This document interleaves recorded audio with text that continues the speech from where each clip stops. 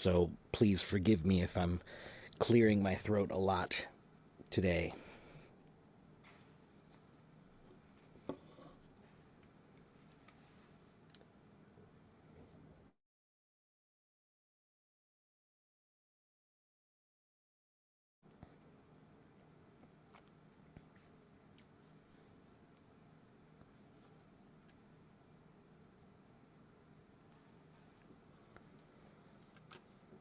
My back feels okay right now. It usually is fine in the morning. It's not until later that it's bad, but today it feels okay right now. I'm going to try to keep it that way while I'm on my stream.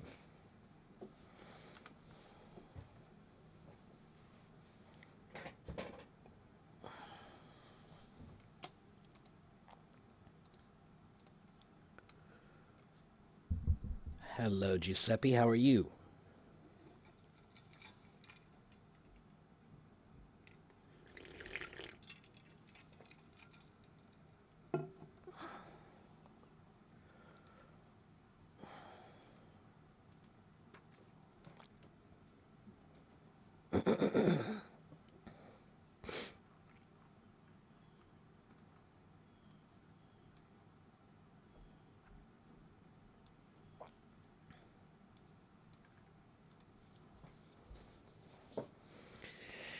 Yeah, I'm probably going to do that. I have these, I got these lozenges. It's like a throat candy. You know, it's like an herbal throat candy thing that I just took one. So hopefully that will help me a little bit. And I should have hot coffee today instead of cold coffee, but it's too late now. Sanish, it's 10:25 a.m.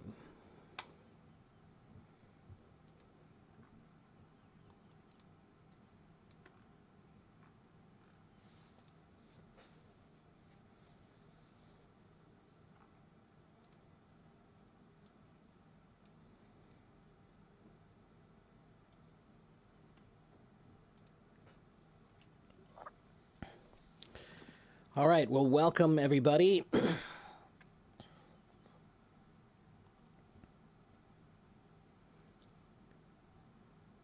If you have any questions that you want to ask me, then you should.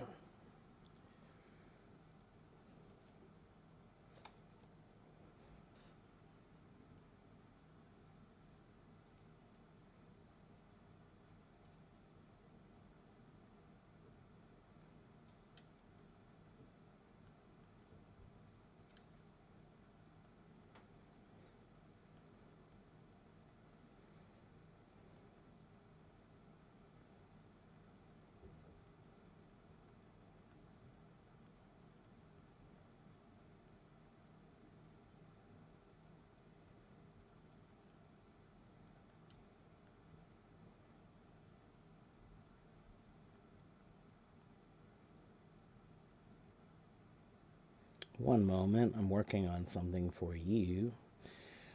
English questions.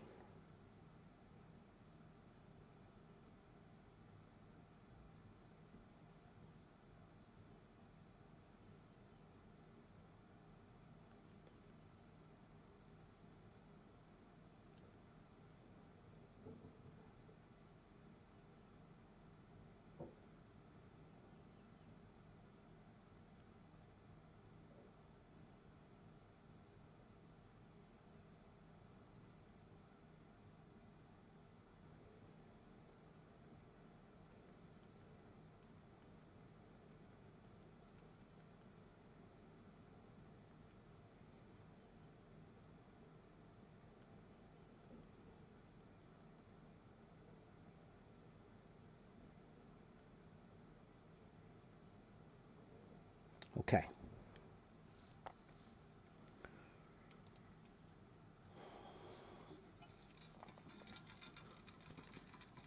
Hello, Sayonara. Can I explain TOEFL exams? What do you mean by that? That's a big question, man. The TOEFL exam is huge. What do you want me to explain? Have you Have you ever taken it before? Have you done any research about it yourself? Drop like flies means something is dying quickly, right? So maybe you have a garden and a bunch of your flowers just start dying suddenly. You know, maybe you'll say it seems like they're dropping like flies. Yeah, like in a pandemic, people are dying a lot, so they're dropping like flies. It's like when you use, bug spray and you can kill all the flies at once, right? That's like dropping like flies. Okay? I'm pretty sure that's probably where it comes from. I haven't looked up that etymology before, but that's my best guess. Okay? So Reza, if you haven't been to my website yet, Reza, I have an entire link that shows many, many links for the TOEFL exam. Okay? It's free. All right? So have you been to my website? Have you seen my links? Have you worked on it yet? Yeah, get the file. That's right. Get the file. It's always get the file.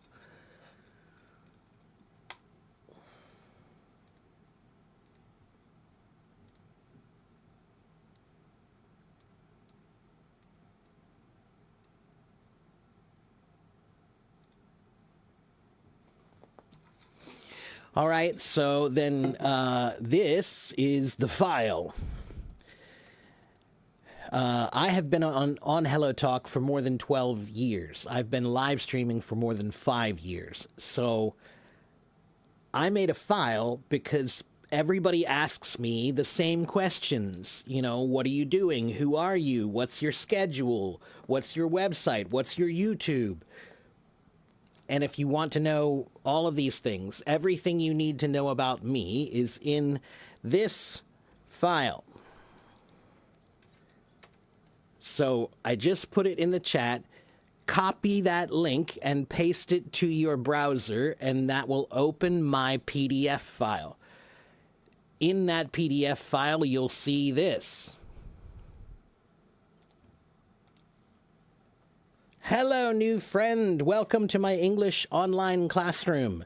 I'm Teacher Mark, an American TEFL certified teacher with more than 17 years of experience teaching English, so on and so forth. And what do I do here, and when do I teach, and my YouTube channel, and my website, and my blog, and 4 articles that will help you a lot.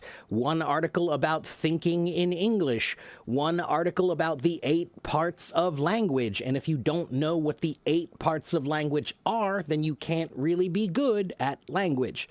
1 article is about how to learn vocabulary better. And then another article is about how to ask good questions. If you really want to learn faster, if you want to learn better, then one of the most important skills that you can learn is asking good questions. Okay? Asking good questions. And that's what this last article is about. I also have a little bit here about my live streams and what you are supposed to do when you are here and how you need to be respectful and support everyone, not just yourself. If you come to my room and you are a me person, I'm not going to help you. Okay? This is a classroom. I am a teacher, really. And this is a classroom. And in my classroom, you have to respect the needs of everyone. Okay? All right, next question.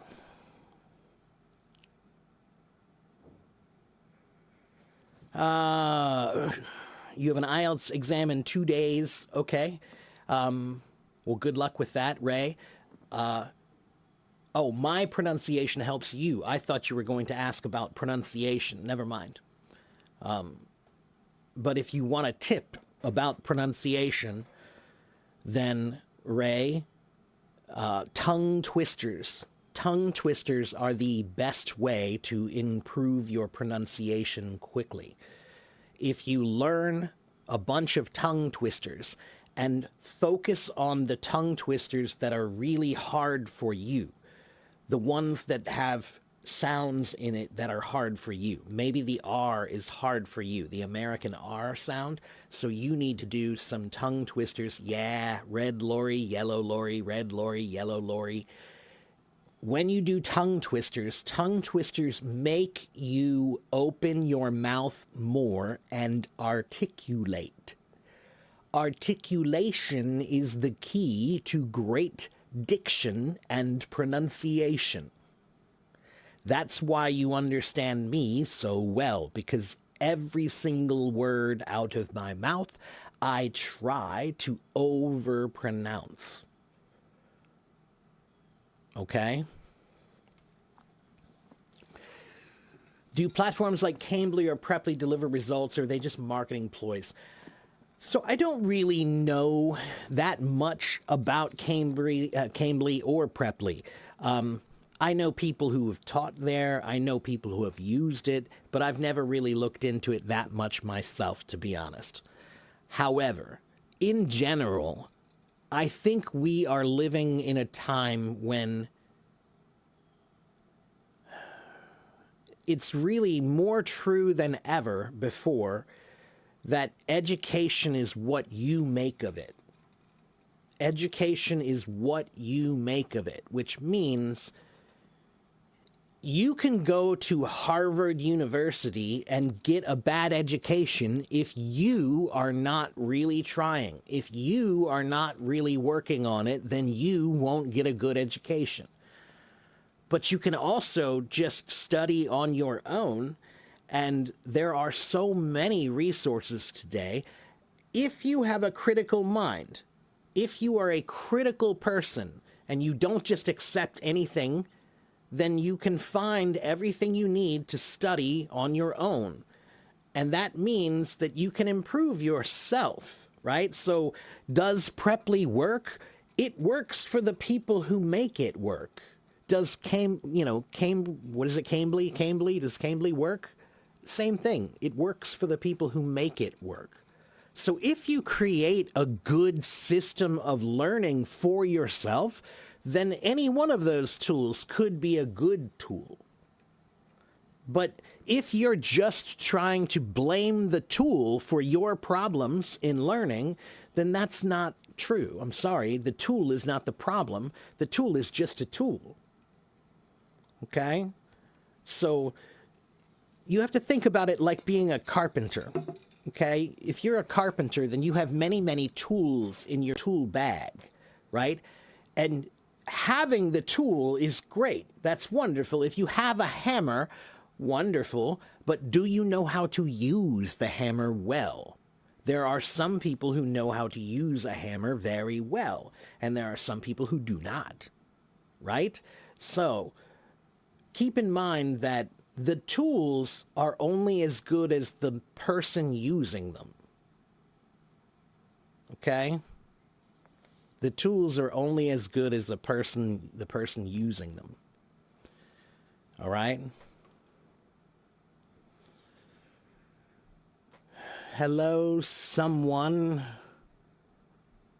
Wa alaikum assalam. What's the difference between semester and term? Kiki, usually, well, it depends. Sometimes nothing, right? A semester and a term is there. A semester is a term. It's a kind of term, but term could be used for quarter also. So term is more like the part, right? But then semester is one measurement and quarter is another measurement. Okay? Okay.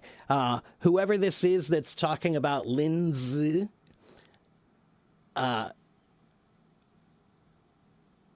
if it's you, I'm going to ban you right now. Is that you? Lindsay? You waste so much of my time. I don't have time for anybody who's interested in talking about Lindsay, okay? Lindsay has been banned from this app 10 times, I don't know, 5 times. Lindsay is crazy and I have no idea why she thinks he or she, I don't even know if it's a he or a she, but they talk about me all the time, but I have no idea who they are. I don't know them.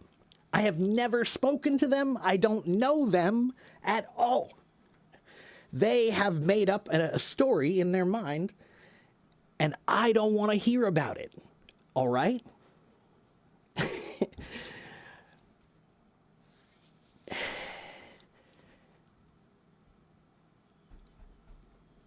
Bye. Because she's crazy, okay? She's been banned many times. She lies about me.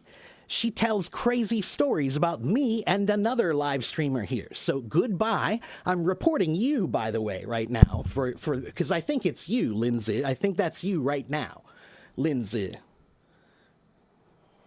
Yeah, so thank you for letting me see your account, and I've reported it now, and I'll have you banned now too, all right?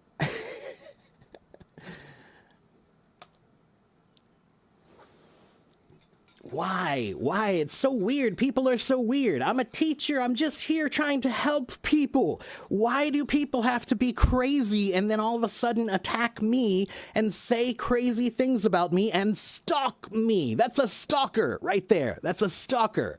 It's so weird. She's a stalker.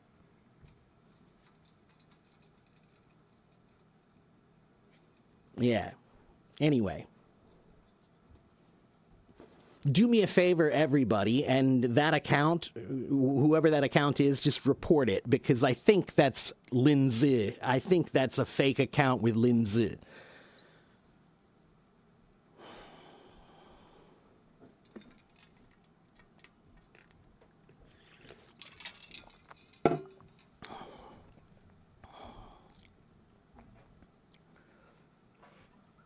Is that when you're really, can I say I'm famous now? I guess maybe I can, because I have a stalker. That's weird. That's so weird.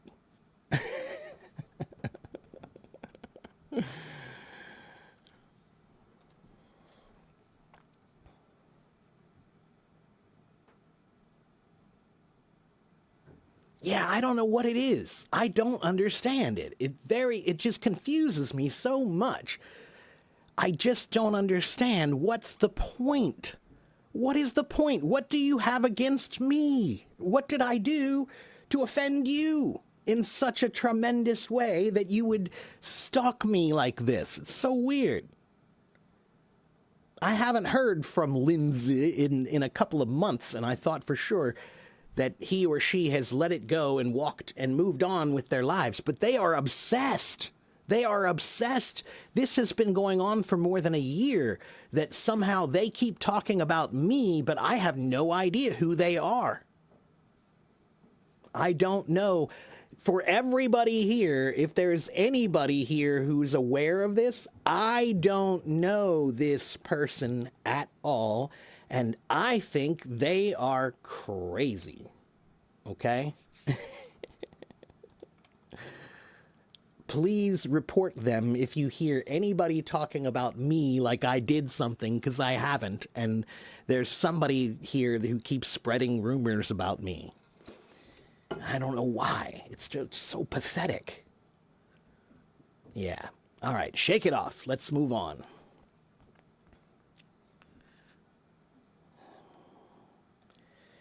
Yeah, seeking thrills, but like, what thrill is that? That's such a weird thrill. Such a weird thrill.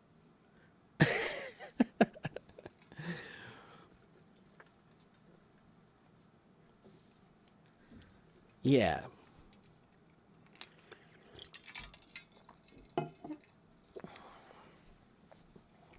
That's why I'm saying that I can't imagine anybody who has a normal sense of reality doing this.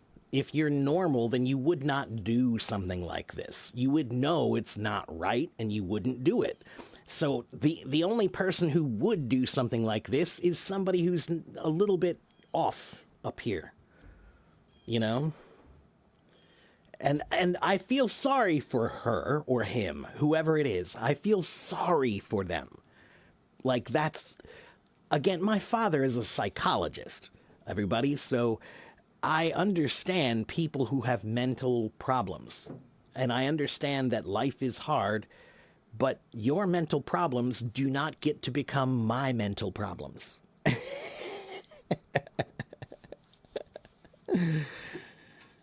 Hello, Teacher Sarah. How are you?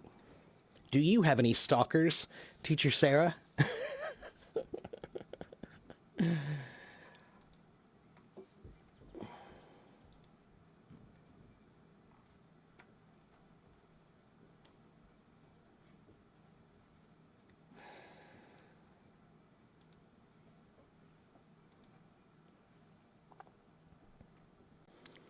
You had one here also? Wow. Yeah. It's crazy. And yeah, she's been banned. She has been banned from the app multiple times. And I think that her device, her IP address is banned as well.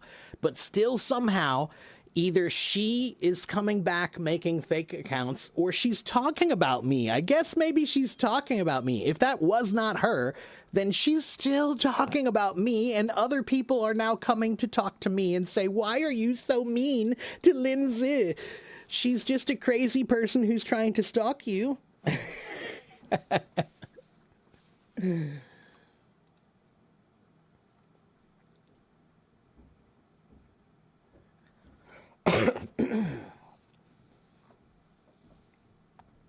Yeah, anyway.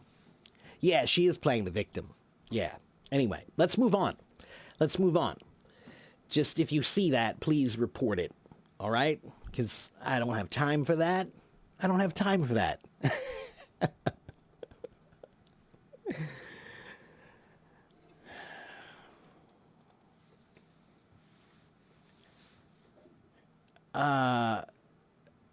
Nermal, again, I thought I already gave this to you, Nermal. I gave this to you twice already. Nermal, thesaurus.com. Thesaurus.com. It's an app, Nermal. Get the app. Get the app. They have an app and a website. Thesaurus.com, thesaurus.com, thesaurus.com.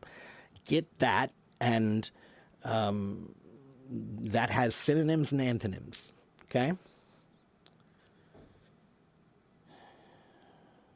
When you speak English in a high volume, you feel a shortness of breath. How can you fix it? Well, that's an interesting problem. Akram,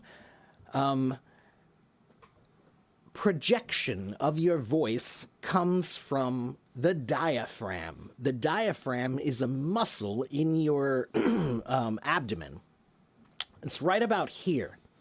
Okay, this big muscle, and that muscle is what allows you to really speak loudly, right? To get a deep breath of air and to speak loudly. So when we sing, this is how I learned how to sing, right? When you learn how to sing, you have to learn how to breathe well.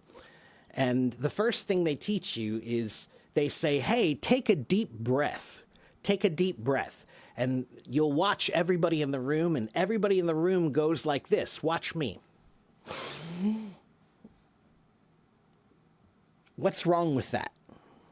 If you take a deep breath and you go like this, what's wrong with that? Do you know?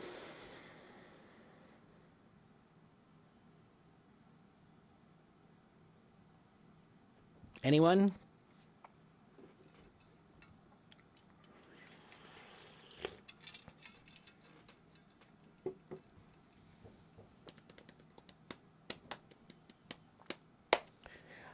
No, that's not it, Kiki.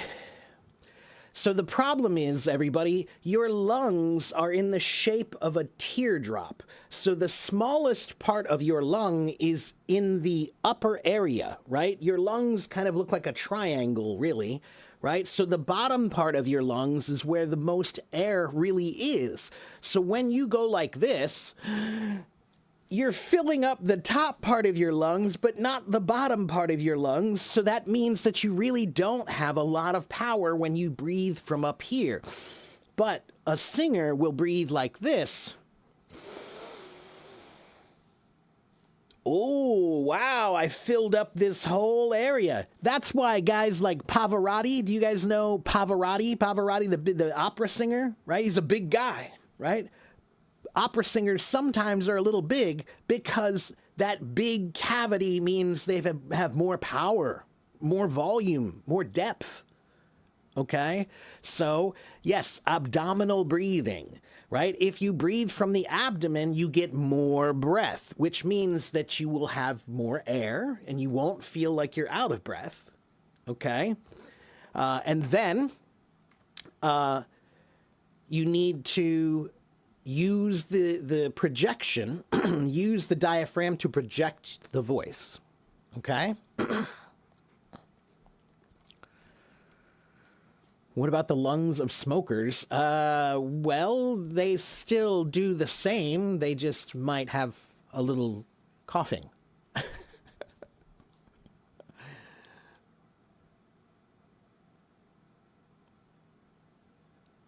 Okay, let's see. Next question. Let me go back.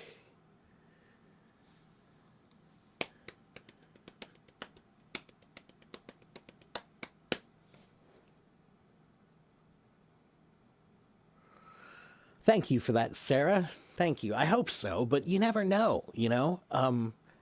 I get the impression, Sarah, that somehow or another this person has made me somehow like the center of their own life in their streams or something. I don't know.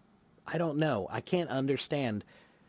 You know, I love psychology, so I think about this and I try to imagine what's going on in her head that makes this make sense. I don't get it, you know? Do you say play fast and loose in daily life?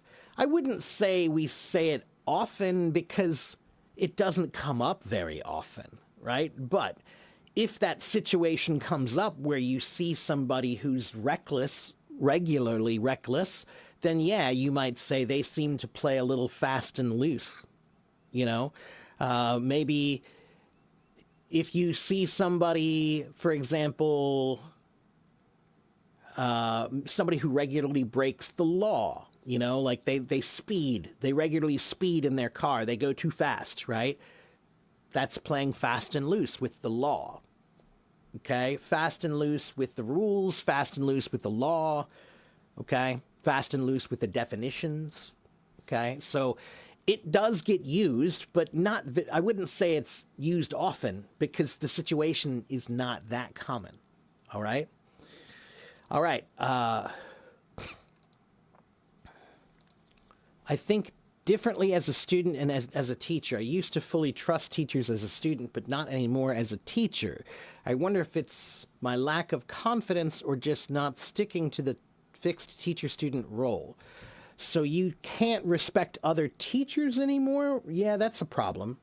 I still have tremendous respect for my teachers, and I'm always looking for another teacher. That's critical. I think it's important for everyone. I think even Einstein looked for teachers.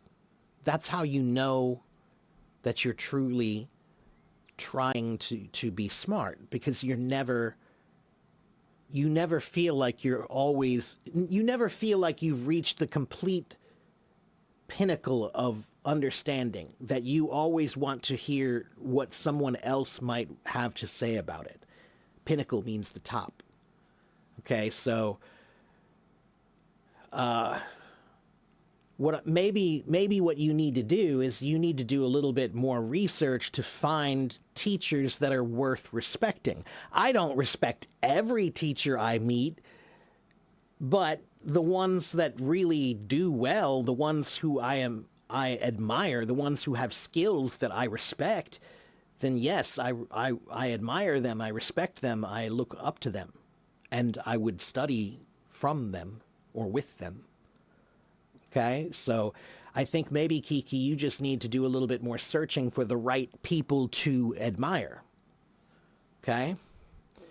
You're wondering about phonetic rules in English. What about them? Do you have some? What do you want to know about them? That's a big question. You just want to know what they are? If you want to know what they are, I can give you a bunch of links, but I'm not going to explain the entire phonetic system of English. How can you participate in my English class as a student? Fatima, if you mean taking private lessons from me,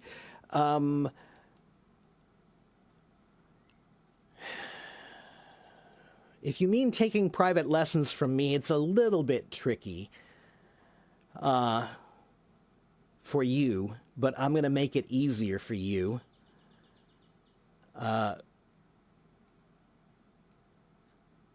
Wait a minute, let me make sure.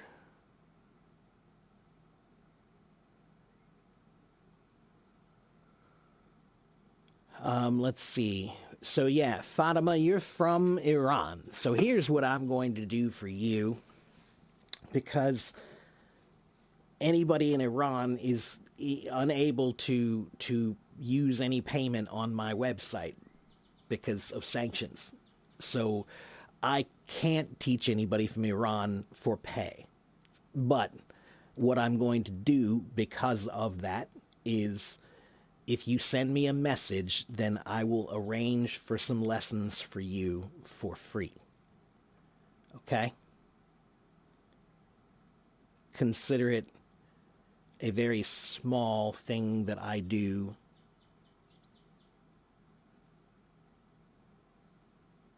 I don't even know what to say. I don't even know how to put the words, but let's just say, consider it my small act of grace. Okay? So if you message me, we'll work something out. Okay, I just said shake it off. What does it mean? SD, shake it off means get rid of it, right? Like it's a bad feeling that you can just get off of me. Shake it off. All right? All right, next question. Is there a free advanced grammar book online? I don't know. I only know of the basic ones online that are free, but I don't know about any advanced ones. I'm not sure, Noor, but probably if you do a search for advanced grammar book, advanced English grammar PDF free. Do a search for that and see what comes up. Okay? Sahil says, I'm from India and I like the U.S. accent. Are there any words I can practice to sound more natural? Yeah, Sahil, if you speak Hindi, then, or Telugu, or one of the languages in that area, you need to open your mouth more when you use English. English is a big mouth language. Hindi is mostly a small mouth language. Okay, so you have to open your mouth more and it will be more clear. And then practice a bunch of tongue twisters. Tongue twisters, tongue twisters, tongue twisters. Okay?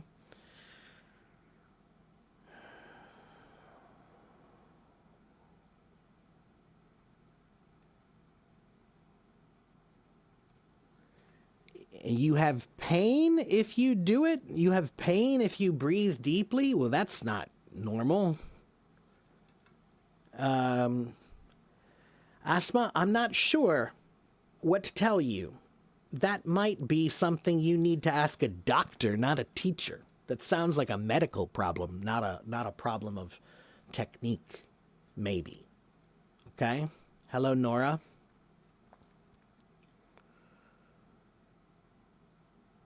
Sasuke,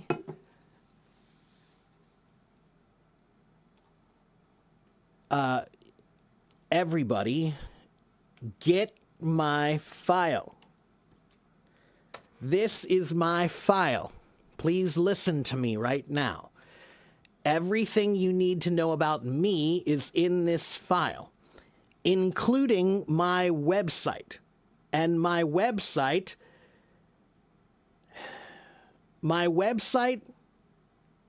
has one place where you can study English for free. If you go to the resources link, You can find a lot to study English for free, to improve your English by yourself. If you need to work on your grammar, I have a page for that. If you have to work on your vocabulary, I have a page for that. If you want to work on your reading, writing, listening, speaking, I have a page for that. If you want to work on your TOEFL or your IELTS, I have a page for that. Okay, so I do already have all of that. You just have to go find it. Okay?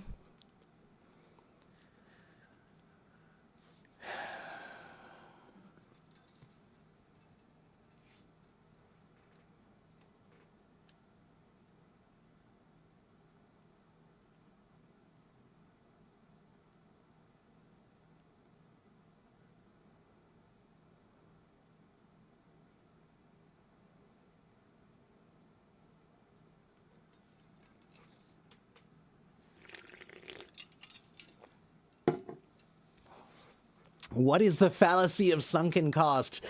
Or sunk costs? Gwen, that means many people throw good money after bad. Or bad money after good? I don't remember which one it is. Anyway, it means when you do something, but you're not getting anything out of it, really, and you've invested a lot of time and energy, so you keep doing it because you've invested so much time and energy, so your decision to continue is based on how much you've already invested, not based on what benefits it's giving you at that moment. But that's the mindset of a businessman. That's not the mindset of an artist. Artists never ever think about the sunken cost fallacy. That's what being an artist is investing in something because it's what you want to do, because it's what you feel you should do, not because of the benefit that you get from it. Being an artist, being an artist means doing something not for the money. You're not doing it for the money. That's not the reason. So the whole concept of the sunken cost fallacy is not applicable to a lot of people and situations. It's only applicable in business. Really.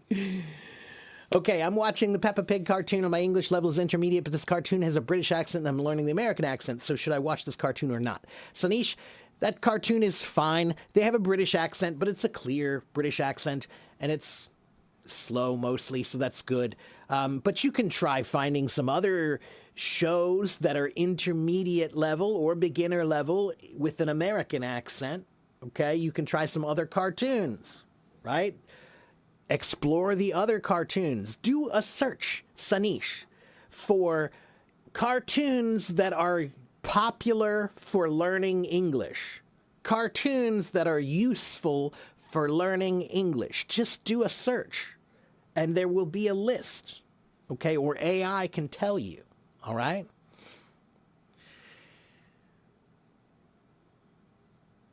Is it really a rule to pronounce English well? I don't know what that means, Wurtle, but yes, there are rules for every language to pronounce it well.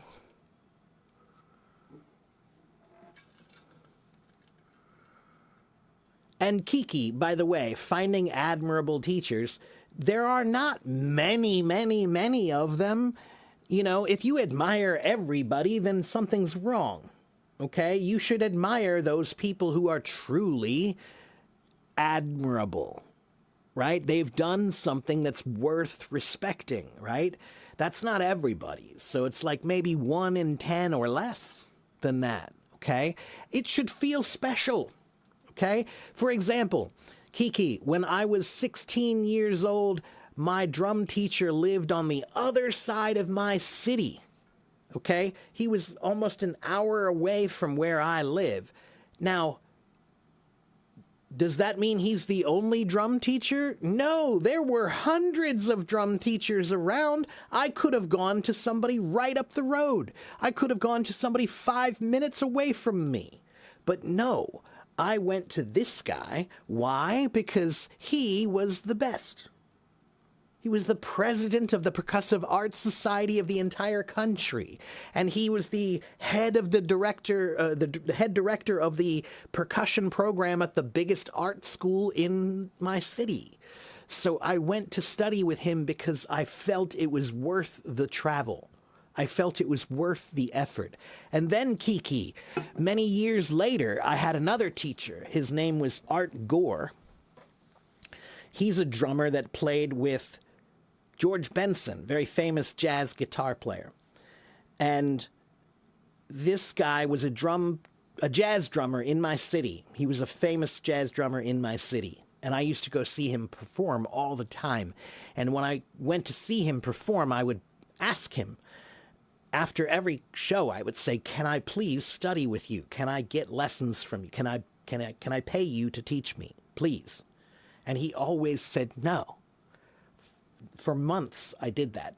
For months, I asked him, and for months, he refused.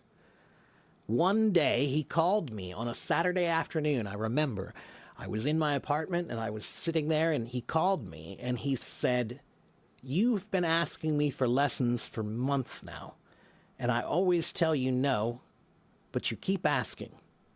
He said, "What do you want to know?" And I told him, I said, "I don't want to know what you play. I want to know why you play what you play." And he said, "Oh, that's different." He said, "That's cool. I like that." He said, "Show up next week at my place at 1 o'clock. And then for the next 6 months, I went to his apartment every Saturday at 1 o'clock for a 1-hour lesson, and it was $50 an hour, which was expensive at that time. But I paid it because I felt lucky that I got to study with this guy. He doesn't teach anybody, but he agreed to teach me. So I paid him. And on top of that, besides paying him, I became his assistant, where he would play shows, sometimes 3 shows a day, where we play drums. So look at how much we have to carry when we play a show, right? And what I would do is I would take my drums and go to the first restaurant he was playing at. He was playing some dinner jazz at a restaurant, and I would set up my drums there. He would come play. While he's playing, I would go to the next club and set up his drums for the next show. And then he would finish this show, go to that show, and then I would go back and break down my drum set and then take that to the third show where he would set up, or where I would set up his drums to play for him to play later. So I did that for 6 months also. It was a lot of work, going to shows and setting up his equipment for him everywhere all the time, making sure it's right and on time and in tune and everything was right. And he did that to me for like 6 months, and, but then one day, Kiki, I'm going to finish this story. Here's the end of the story. One day I was at his apartment for a lesson, and I'm in the middle of playing something. He asked me to play something, and I'm playing it. And then he grabs the cymbal and he grabs the drum and he stops me and he says, "All right, now that I know you're serious, now we can really get down to the real stuff." And from that day forward, I didn't pay him anything, and the lessons were as long as they wanted to be. Sometimes the lessons were 3 hours long, 4 hours long, sitting together, listening to music, talking about it, going to play, coming back and listening and playing and talking again, and going out to eat, and then coming back and talking about it more, and listening and talking and playing.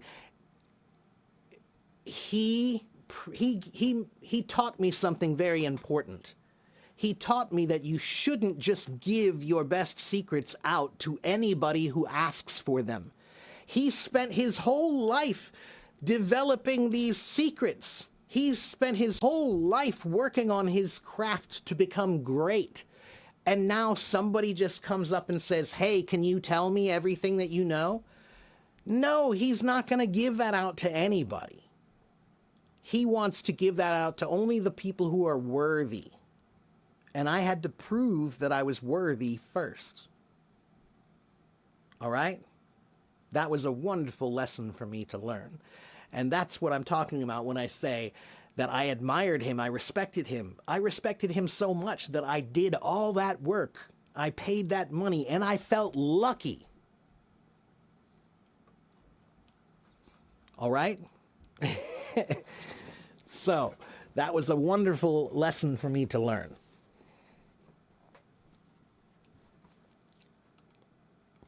Okay, let's see. Please be patient. I have to go back. That story was long, so I have to go back and hear or read all the comments now, make sure I didn't miss anything. Okay.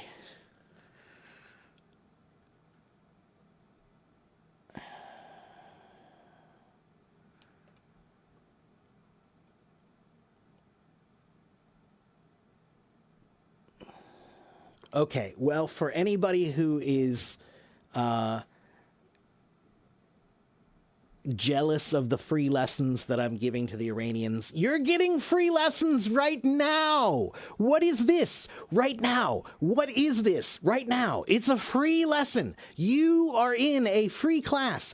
The only problem is you don't ask me any questions. You have a free lesson right now, but you're just sitting there. You're not asking me anything. You're not trying to do anything. That's not my problem. That's your problem.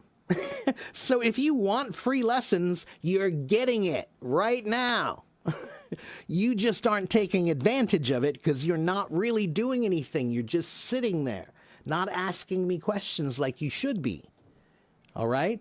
That's what I want you to do. I want you to go home and think about your problems in English and think about your questions and then come here to my classroom, this room, right now, and then ask me your questions and I will try to help you. That is free teaching. I'm already doing it for you right now. Okay? So don't be jealous.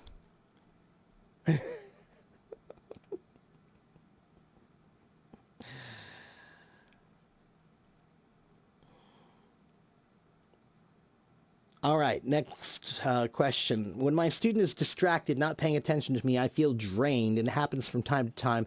I know students aren't all the time in the same mood. Yeah, Carlos, I love teaching when I have students that really want to learn. So now I have a rule, right?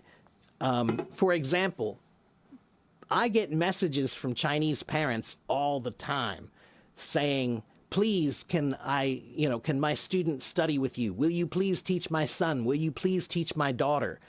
And I have one very simple rule. I will consider teaching your son or your daughter, but only after I see if they actually want to learn. Because if they don't want to learn, then I don't want to teach them. It's very simple. I am not going to force information upon a human. No, I am not torturing people with information. So the first rule is, if you want to study with me, you have to want to study. You have to want to study with me, right? But if the student doesn't want to learn English, and I've seen this many times. I had a really nice guy, Chinese guy, and his wife. They both took a couple of lessons from me, and then they said, hey, can you teach our son? And I said, okay, let's do a trial lesson, right? But this kid, he barely spoke a word of English, and he had no interest in English. It was obvious. He had absolutely no interest in English at all. His parents wanted him to learn English, but he did not want to. And that's important. Chinese parents, please listen to me right now. If what you want, if that's the only thing that's important, then your kid is not going to be successful. What you need to do is make your kid want what you want. Just telling them, this is what I want you to do it, that doesn't work. Now they feel like it's not because they want to. It's not theirs. It's not for them. It's for you.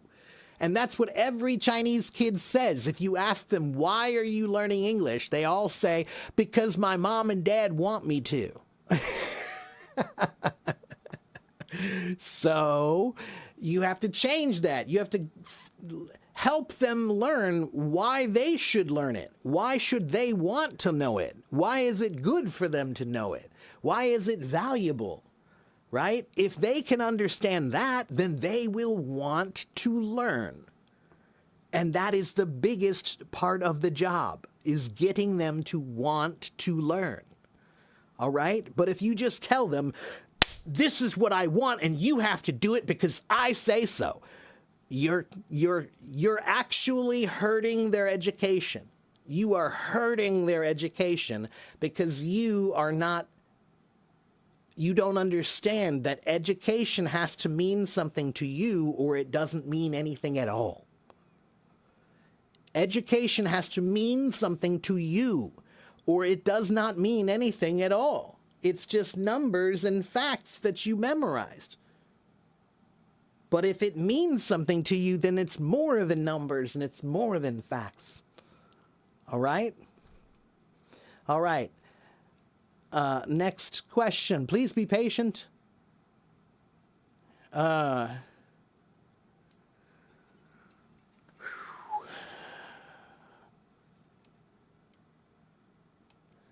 Average in Asian, we have small mouth. Right, like I think that many of the Asian languages are like that. Vietnamese, Chinese. Japanese is not completely like that. Japanese does have a few sounds that are more open mouth sounds, you know, like the O sound in Japanese, you know.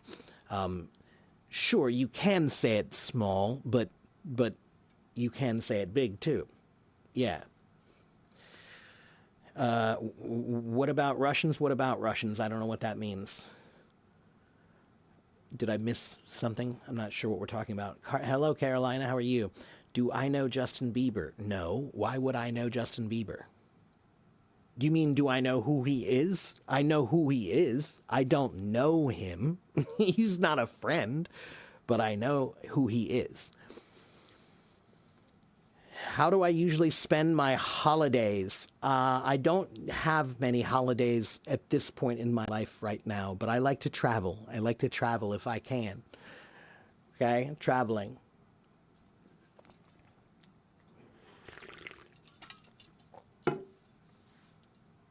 How can you enhance sentence making? Every big sentence is a bunch of small sentences connected well.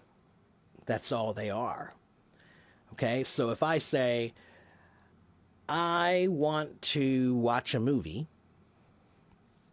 I need to go to the store, and later I'll go to the park. I want to watch a movie, but I also need to go to the store, and then later I'll probably go to the park.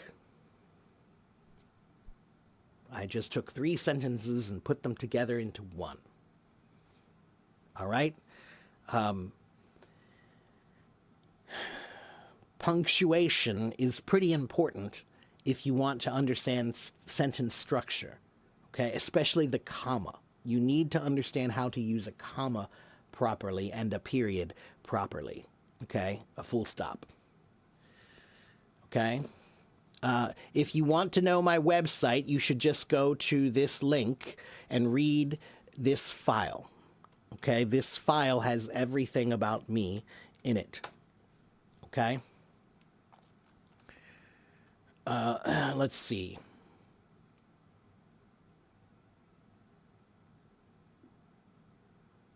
Hello, Susu. What do I think about AI music and song generators? Waleed, I'm not very impressed, really. I mean, let's put it this way. Waleed, they are good at making a pretend version of the real thing, but it's still not the real thing.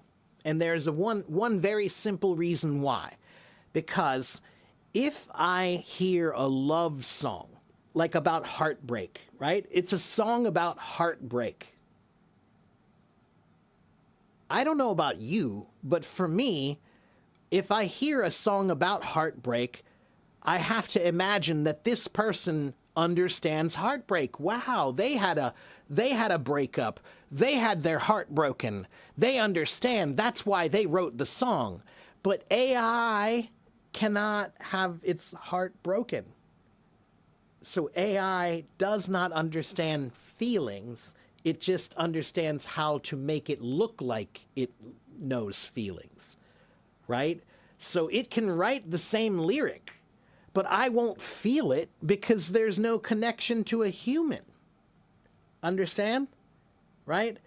So if I hear a song about joy, then I need to know that it was a person who experienced joy, that I'm relating to a person who experienced that joy. But an AI doesn't have an understanding of joy, not yet at least.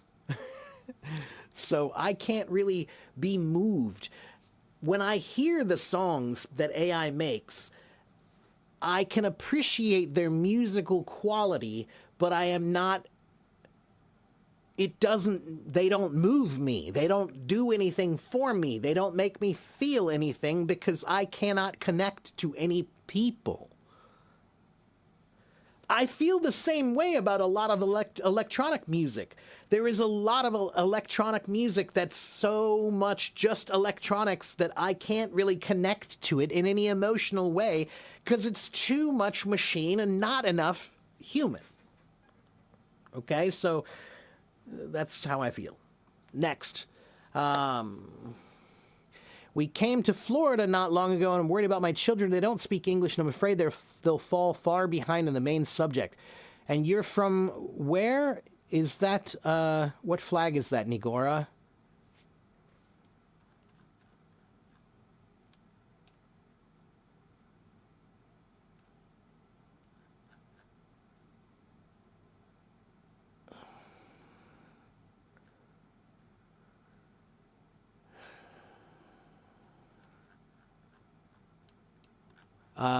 So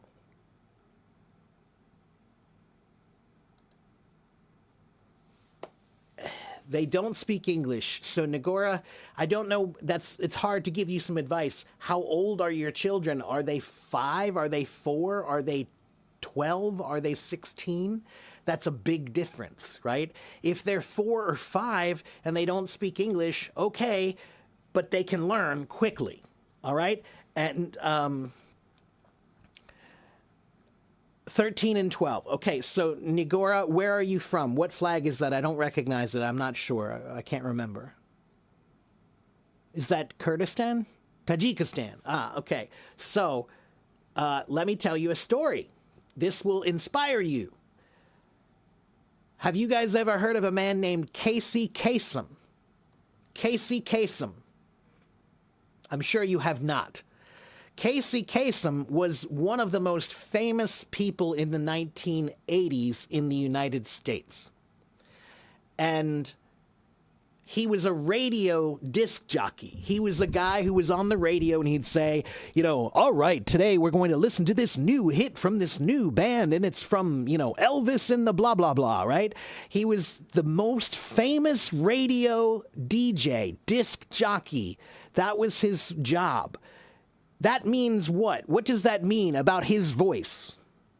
You guys want to hear Casey Kasem? Let me show you Casey Kasem.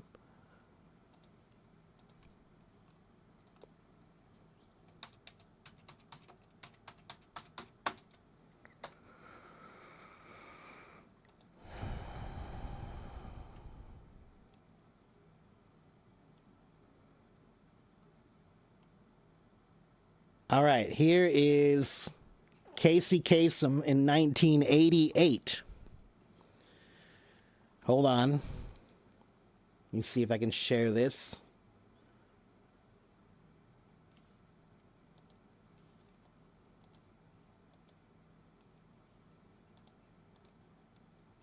All right, hopefully you guys can hear this. Tell me if you can hear this.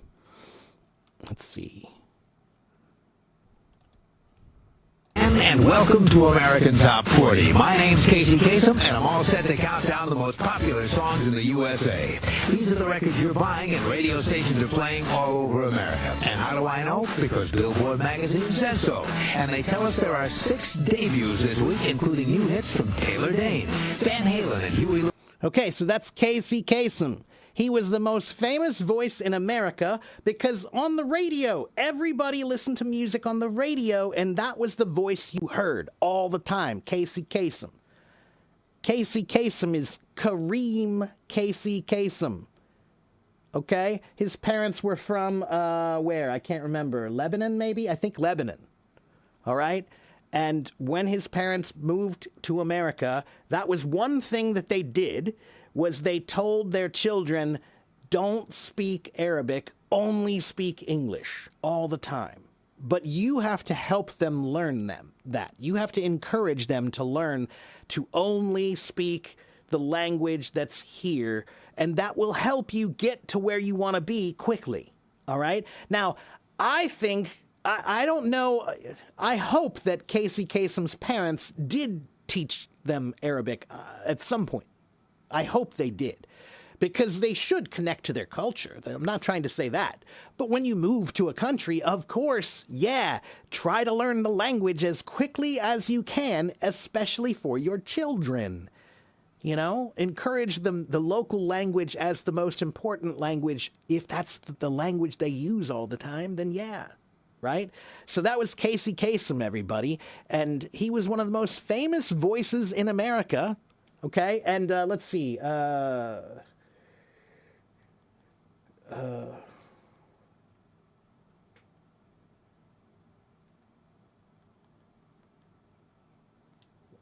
Let's see there. Lebanese. They were Lebanese.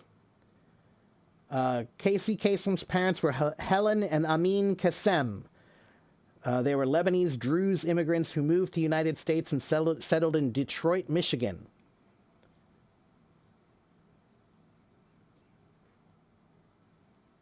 So there you go. All right? I hope that helps. Okay, let me go back and answer some more questions. I'm sorry, please be patient. You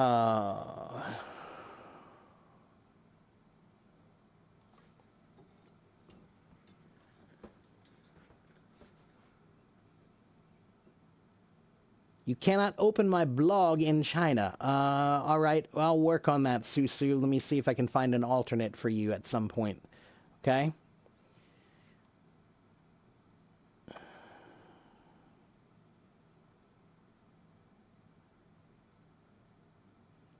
In the movies, they speak English too fluently and they don't open their mouth too much. Sanish.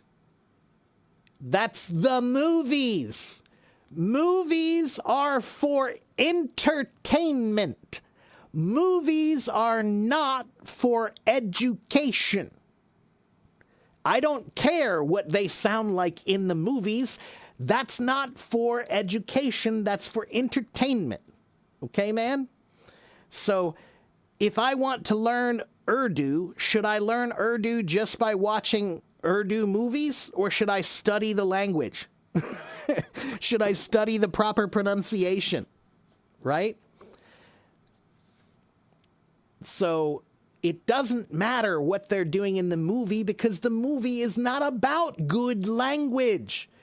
I am teaching you about good language. If you want to speak well, then you should learn to speak well.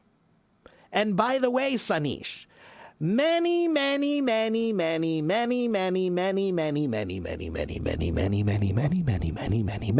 people don't speak well. Do you want to speak well or not well? Choose. Okay? I asked one guy, do you like the vibe in this app? He said it's green. I don't know what he meant by that. Green often, well, the meaning of green usually means young and naive and immature. If I say he's a little bit green, that means he's new. He doesn't know what he's doing yet. Okay? So, but I don't know. Maybe green has some new slang meaning that the young, stupid kids are saying. Why did the word girl once refer to both boys and girls? Because a long time ago, it was kind of like the word kids today. Okay, the word girl a long time ago was more like kids. It was just a general term. It didn't have a feminine context yet. So when you said girl a long time ago, it was just like saying kids today. Okay? Then later, the meaning changed to mean female, and then everything changed. Okay? But originally, it was just like saying kids. Okay? So how do you inspire kids to learn or to love to learn English? Linda, well, first of all, the big mistake I see Chinese parents making is Chinese parents will come to me and say, it's so important that my children learn English, but they never speak English at home, ever. You're teaching your children that English is not important because you never use it and you never show it as being important. If you speak English in your house, then they will know that English is important. But if you never ever use it, then they will think it's not. That's step one. Then you have to teach them anything that you learn is something that opens doors. Learning is door opening. So do you want a world where you can open more doors or less doors, fewer doors? Okay? So by teaching your children, hey, look, when you learn this thing, you can open that door and that door and that door. And I think you said you wanted to open that door over there. Well, you can open that one too with English. All right? Oh, let's see.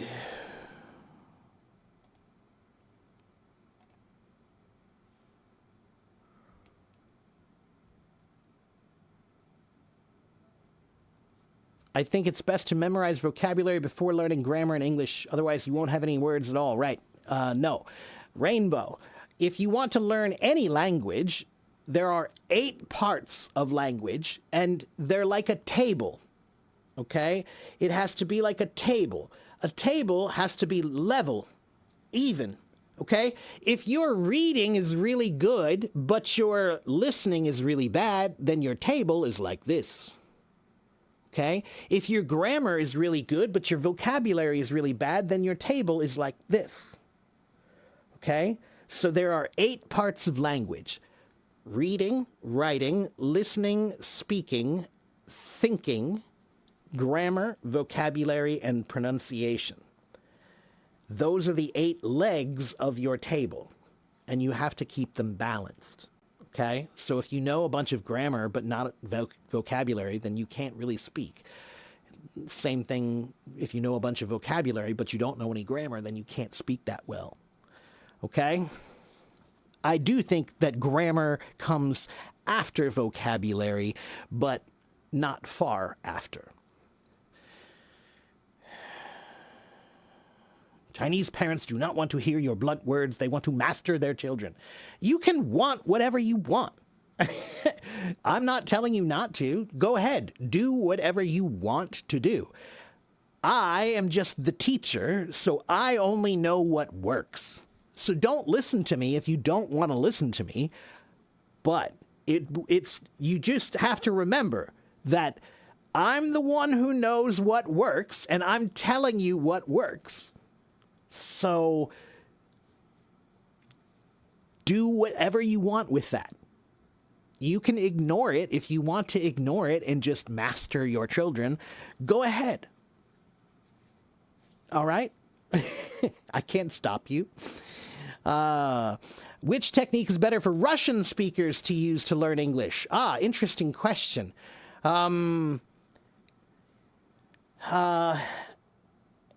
Elizbar. Oh, that's a cool name. Elizbar. I've never really thought about a unique way for Russians to learn English. I think that the standard way is fine for you, but by the standard way, I mean my ways. So what I mean is there are certain tricks or tips that you should know that make learning a little bit easier or better that many schools don't really focus on. Okay? So the secret that I focus on is that, in my opinion, in order to have a feeling that you really feel comfortable with the language, if you're trying to feel comfortable with a language, then you need to try to make that language live in your mind. Okay? And that means not translating. It means, can you live in that language in your mind? So watch me right now. I'm going to think in Chinese right now.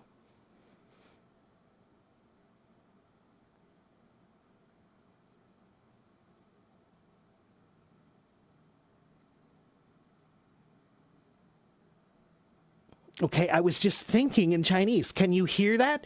No, you can't hear it because there is nothing to hear. But you never do that.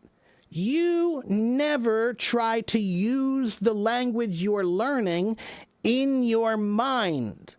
You only use the language when you need to speak. Then you translate everything. So that means the language is never ready, because you never really use it. But if you use it in your mind all the time or regularly, then the language is ready to use. So then when you want to speak, you can. So that's the most fundamental part of my system, is that reading and writing and listening and speaking, they all stand on the platform of thinking. This is thinking. And if your thinking is weak, then your reading and your writing and your listening and your speaking will be weak. But if your thinking is strong, then your reading, writing, listening, and speaking will be strong. Okay? All right. Why does the word butterfly have nothing to do with butter or flying in the literal sense? Okay. Let me go look at that. I think I remember why, but I'm going to double check.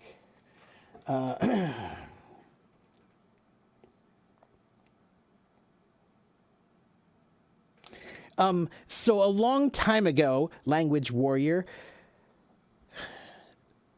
they used to think that flowers had milk in them. Like the nectar of a flower, they used to call it milk.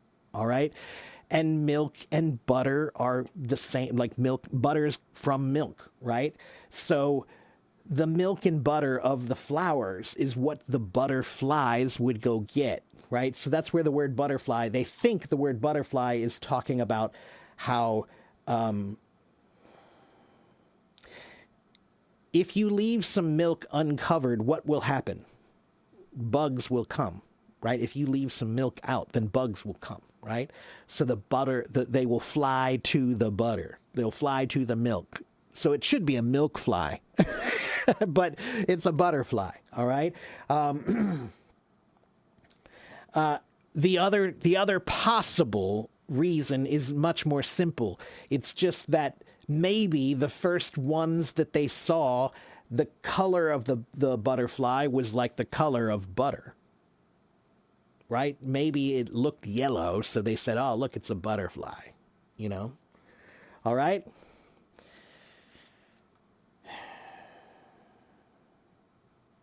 After memorizing up to 4,000 words, wow, 4,000's plenty. Yeah, I mean, that's a good start, but you definitely need some grammar. If you have 4,000 words of vocabulary, you need grammar.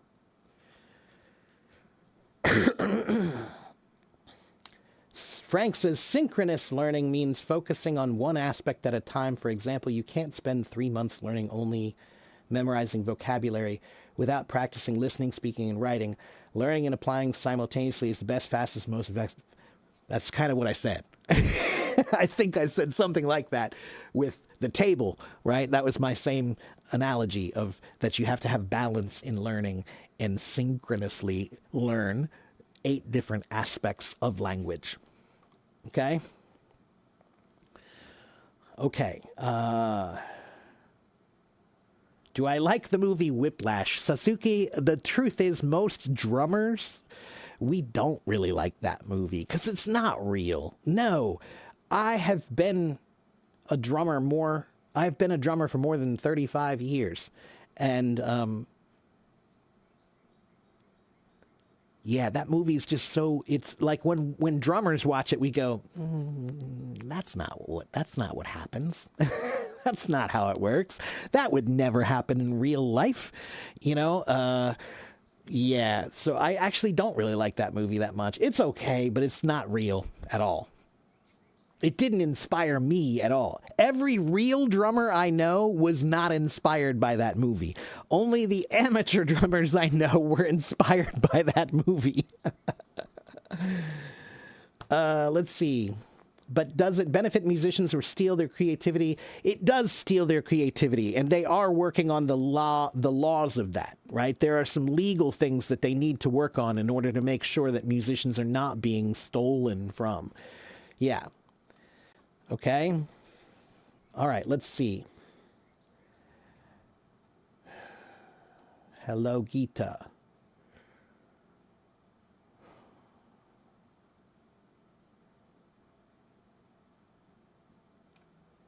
How can you enrich your vocabulary? It's so boring to learn vocabulary. It's only boring because you're doing it in a boring way. All right? The easiest way to learn vocabulary, read. Read.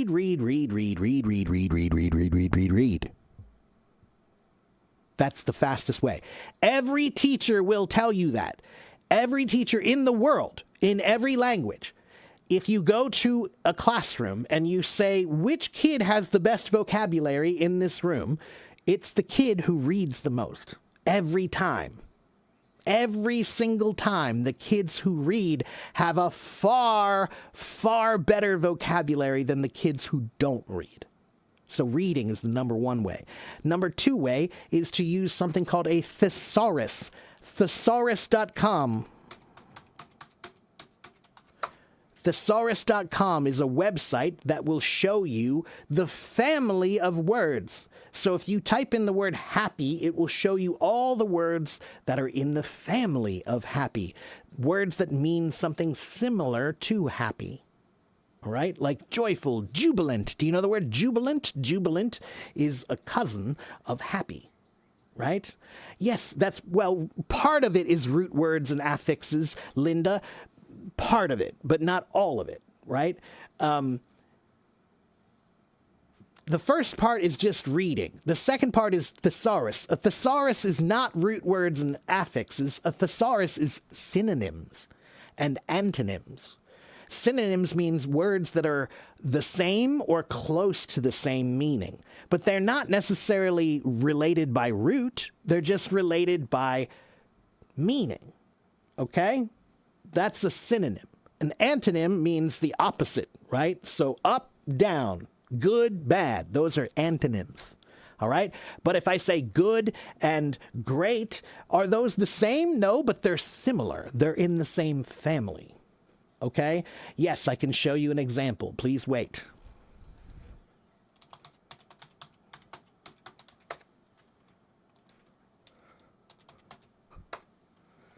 This is thesaurus.com. And I typed in the word sad. Okay? And so here is sad. Look at all the words that are similar to sad. They are in the family of sad. Depressed, heartbroken, melancholy, mournful, pessimistic, somber, sorrowful, sorry, unhappy, bereaved, blue, cheerless, dejected, despairing, despondent, disconsolate, distressful, doleful, down, downcast, forlorn, gloomy, glum, grief-stricken, grief, right? There's a lot of them. These are synonyms. Yes. Now, Linda, again, remember, a synonym is not always exactly the same meaning. It's not exactly the same. It's in the family. Like it's a brother or it's a sister. It's an older brother. It's a younger brother. It's a cousin. It's an uncle. It's an aunt. All right? They're not exactly the same, but they're close. All right? So is sad the same as depressed? Or is sad the same as heartbroken? No, they're not the same, but they are similar. That is what synonyms are. Okay? Then you can also, there's another great way to learn vocabulary like this. Watch. If I type in, let's see. Let me try to think of a good topic. How about...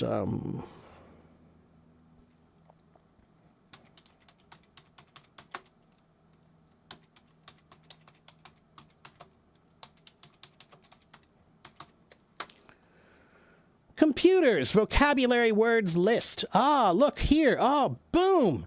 Computer vocabulary word list. These are all words that have to do with computers. So I'm learning vocabulary by topic. Choose a topic like computers or sports or swimming or whatever. Choose a topic and then learn the vocabulary that's in that topic. Why is that good? It's good because, guys, everybody, please look at me. A big part of learning is seeing it in your mind. If you can see it, then you understand it. Do you know what the word understand means? What does understand mean? Why do we say understand? What does that mean? Why is it under? What is it under? But why under? What does under have to do with knowing something? It's not below. So the word under, a long time ago, it had another meaning. Another meaning. It doesn't really have this meaning anymore, only in a couple of words. But the word under, it used to mean not just below, it could mean below, but the other meaning of under was in the middle of something. So when you understand something, it's because you are in the middle of it and you can see it clearly. So seeing it is a very important part of learning. If you can see it, then you understand it. Yeah, you're amidst something. Amidst is what it meant, to be in the middle of. So when you understand something, you are in the middle of it and you can see it clearly. I want you to see it clearly. So that's why learning by topic is great. Because if I say basketball, that's the topic. All right, so we have the basketball, we have the court, we have the hoop, right? We have the rim. Those are words that are associated with basketball. And when I say them, you can imagine them as a picture. That's learning. That's learning. But if you're just learning vocabulary, like random words, today I'm going to learn this one word. And then, like, for example, wait a minute. Where's my book?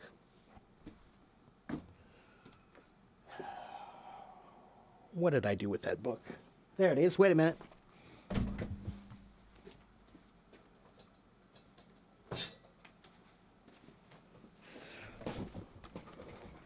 So this is a vocabulary book, Essential Words for the GRE. This is an advanced vocabulary, all right? But I don't like it because it's random. It's random. Meteorological, meticulous, metal, meddlesome, microcosm. It's just alphabetical. Guess what, everybody? Alphabetical, learning vocabulary by alphabet is the dumbest way to learn vocabulary. That's the dumbest way. Yeah, the way the dictionary does it. That's why a dictionary is actually not a good thing to study. Because a dictionary does not give you any context. The words are all in alphabetical order. That's not a context that's useful. But reading is a story. A story is something you can see that's useful. You can imagine it. So now it's useful. And using a thesaurus. A thesaurus shows you how the words are related to other words. So you can imagine happy. You can see happy. So now you can try to imagine joyful and jubilant. You can see it, right? And then the third way, By topic, again, you can see it. It's a topic. So now you can try to imagine this word and that word as part of a topic. That's useful. And then the final way, the fourth way that I like to learn vocabulary is by history. Every word has history. Every word comes from somewhere. And sometimes the words come from someplace really interesting, and they have interesting stories behind them. And if you learn the interesting story, it's easy to remember the words. Okay? So for example, what is a restaurant? Everyone, what is a restaurant?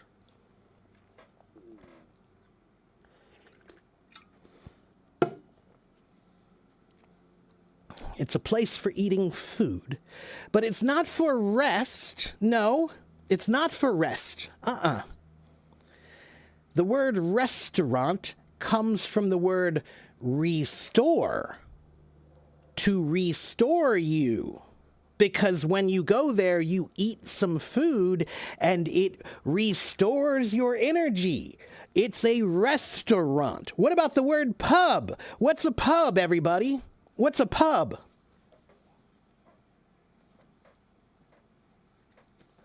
P-U-B.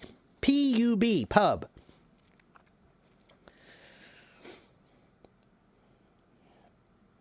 A pub, yeah. What is a pub? It's a bar, right? It's a bar. But where does the word pub come from?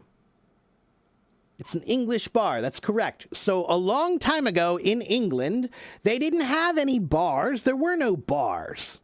But maybe your family, you made some extra beer. You made some extra wine. Some wine that you can sell to the public. So the word pub means public house. It's a house that you can go to where they have food or they have wine, and you can pay them some money for the extra food and wine that they had. And that's where we now have the word pub, meaning a bar. Okay? That's history. That's history. What about the word car? Where does the word car come from? Do you have a car? Do you drive a car?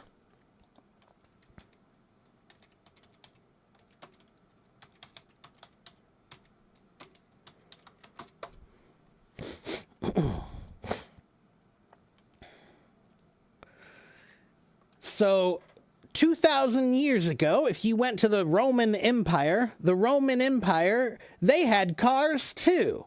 Okay? So today we have a car, but a long time ago, the Romans had this thing. This thing here was called a carum. This was called a carum. So the Romans drove a carum, and you drive a car. Okay? Do you know the history of each word? We need to be here always? No, you don't. Guess what you can do? You can go here.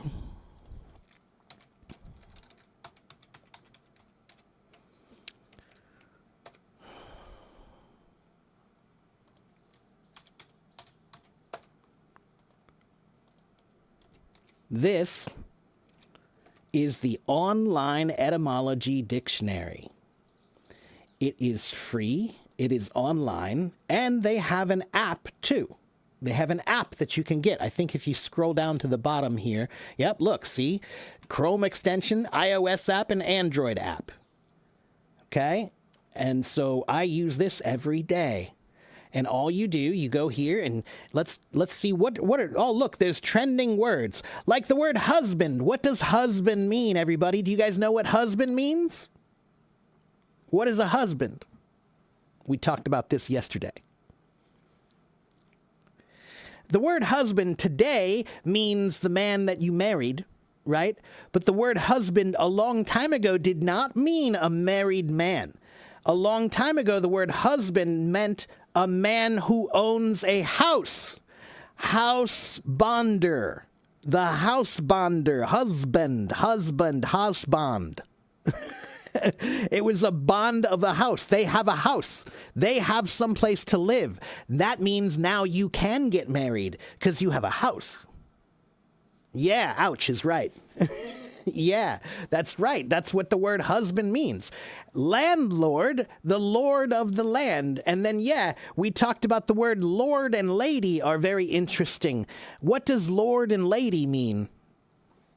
Yes, my lord. Yes, my lady. What does that mean?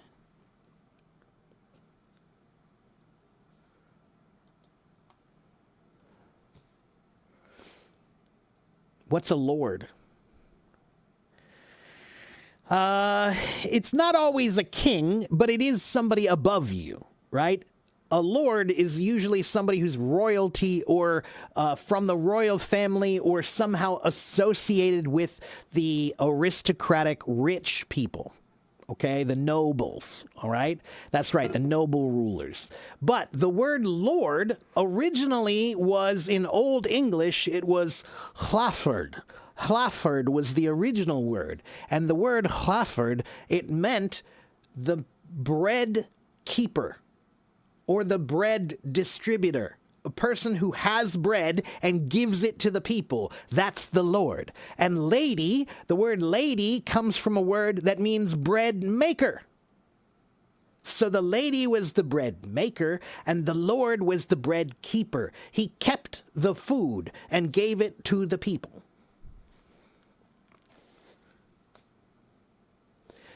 That's interesting to learn. And when you learn that, if it's interesting, it's easy to remember. Because it's almost exciting, like you want to tell somebody else this little secret that you know now. What about the word answer? Answer was a word that when I was a kid, I always hated this word because I would see it and I would say, why do we pronounce it answer, but it looks like answer, answer. It should be answer, right? Well, it should be answer. What does answer mean? What is an answer? An answer is a reply. That's right. But the word an means in front of. In front of. And then the SWER is the word swear.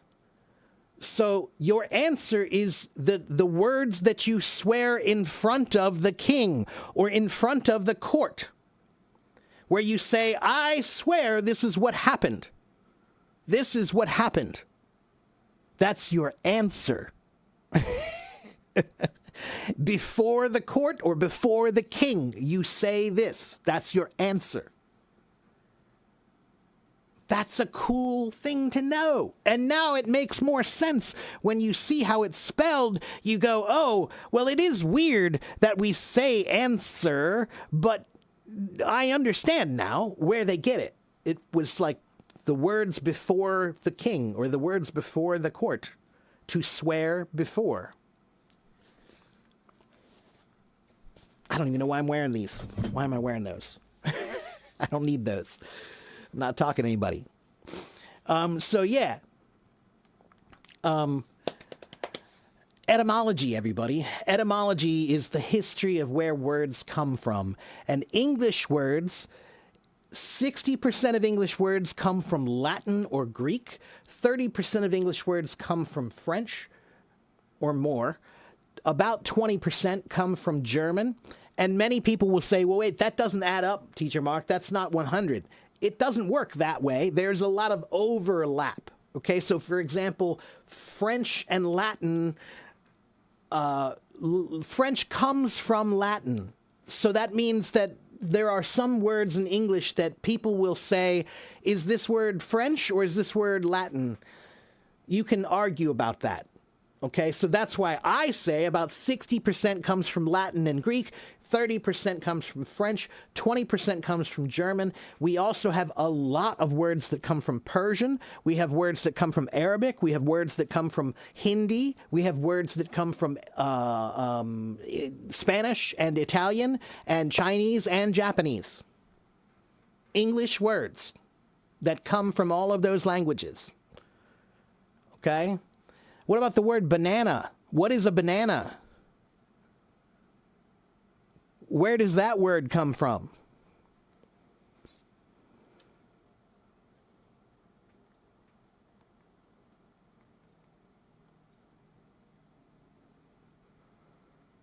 Do you guys know where banana comes from?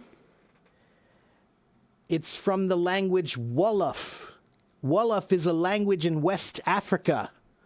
It's a West African language. It's a very, very popular West African language, Wolof. So the word banana comes from that language. It's the same in Spanish because it comes from Wolof. The Spanish word also comes from the Wolof word. Yeah. So, and this happens in many languages too. For example, Lucas, what's the word for pants in Spanish? What's the word for pants in Spanish?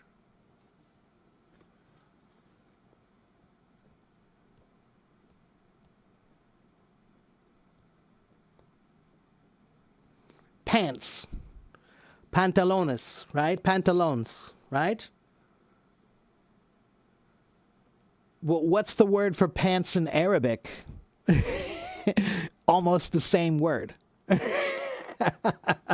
Because the word pants, Spain is right here, right? Spain is right here, but North Africa is right here. So there are many, many Spanish words that come from a North African connection. Okay? Or the other way. It also is true, for example, in Morocco, there are many, many words in Moroccan Arabic that come from Spanish. Oh, look, see, pantalon in Turkish. See? Look, even in Turkish, it's the same. Right? Because of history, guys. That's history. All right?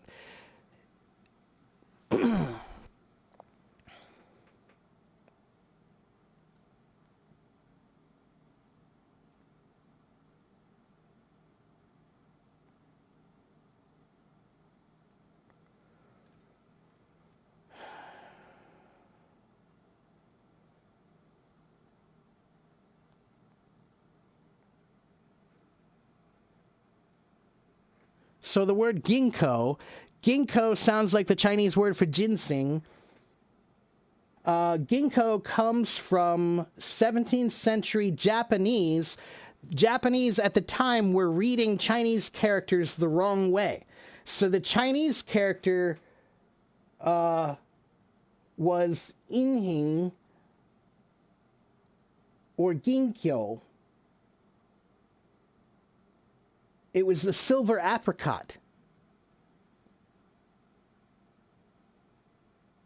So the name for ginkgo actually comes from somebody they read the Chinese characters the wrong way.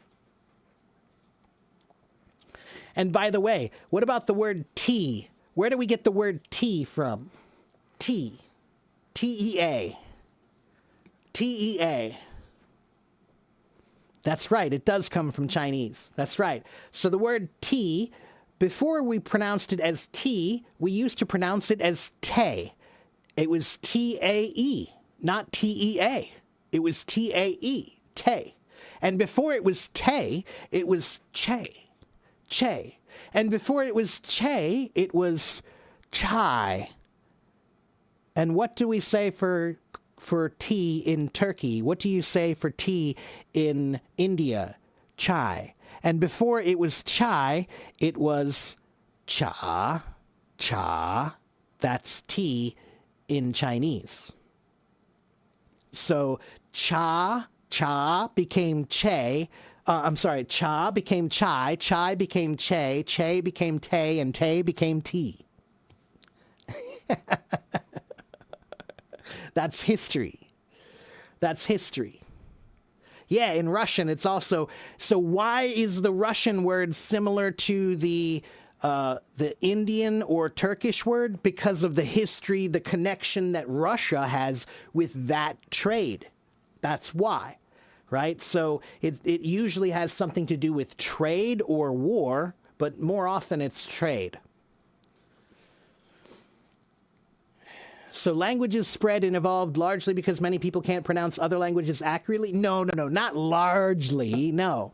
That's only, it happens a little bit. But yes, that happens in every language. There are some words that get translated the wrong way. right? Like, or not translated the wrong way, but just mispronounced. Or, for example, in Chinese, there are many Chinese words that are loan words, like salad, shala, sofa, shafa, right? You know, yeah.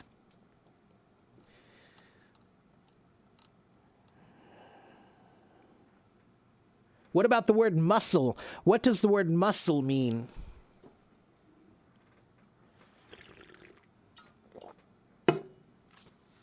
What does the word muscle mean?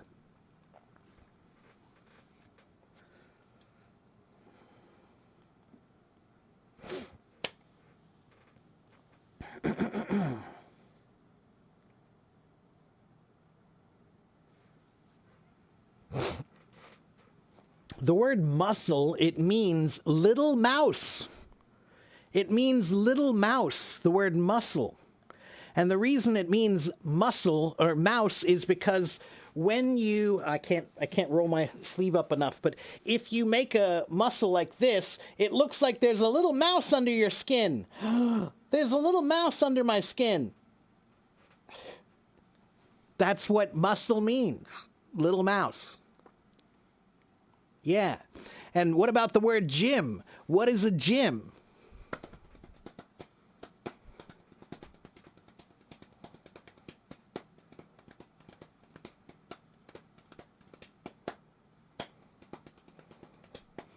The word gym comes from Greek history. The word gym, it means a place for naked exercise, naked improvement.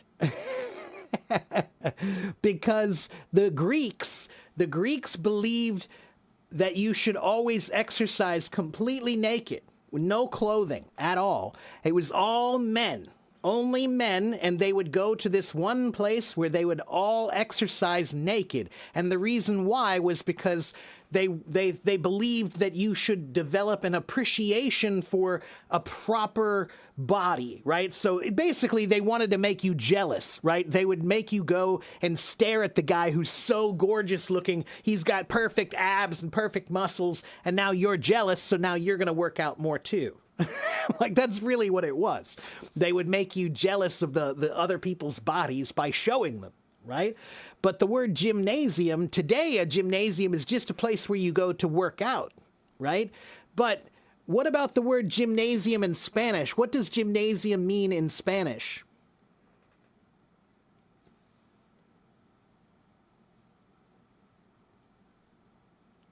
What is a gymnasium in Spanish?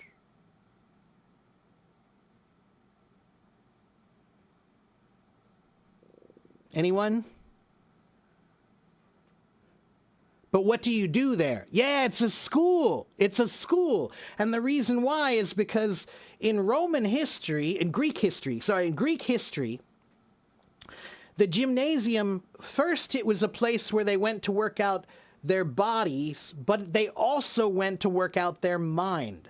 It also became a place where you had balance. You had to have balance between working out your physical body and your mental capacity, your thinking, right? So it was about your physical body and your mental body, right? That was developing both. So the word gymnasium is interesting because now a gym in English, a gym is just a place to go work out your muscles. But in Spanish, a gym is a school. A gymnasium is a school. And there are other languages, I can't remember which other languages, but there are Romance languages where the word gymnasium is more about being a school. It's not a place to work out.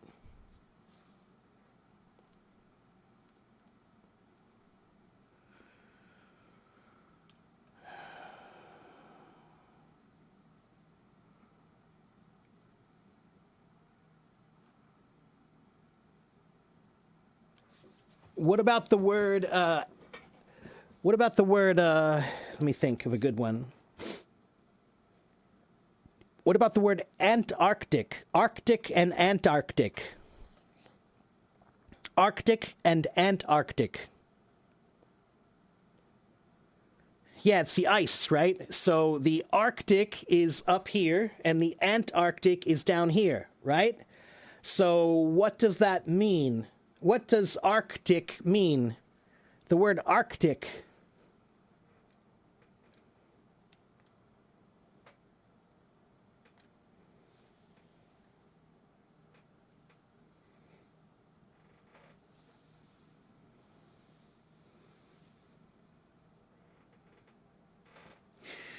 The word Arctic, it comes from the Greek word Arctikos, which means the bear. The bear. Why is it the bear? No, it's not about polar bears. No, no, no. It's not about polar bears. It's about stars. In the sky, there is a constellation called the Bear. It's, Ursa Major. Ursa Major and Ursa Minor. Ursa means bear in Latin, I think. Okay, yeah, Ursa Major and Ursa Minor. So if you are in the Arctic, then you can see Ursa Major and Ursa Minor. You can see the bear. If you are in the Antarctic, ant means opposite of. That means you cannot see the bear. So Arctic means I can see the bear. Antarctic means I can't see the bear. All right? Yeah, there you go. Marcos Gimnasio's first 2 years of secondary school, right? Yeah, that's what I mean. That's an interesting thing. The word gymnasium in English just became to mean a place to work out, but gymnasium is still, in all the Romance languages, it means a school. Yeah, opposite the bear. That's right. Opposite the bear. That's right. Yeah.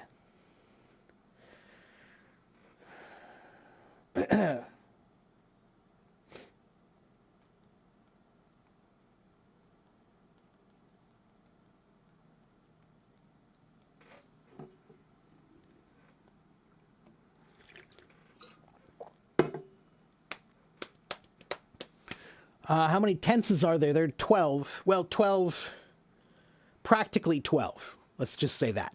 Okay?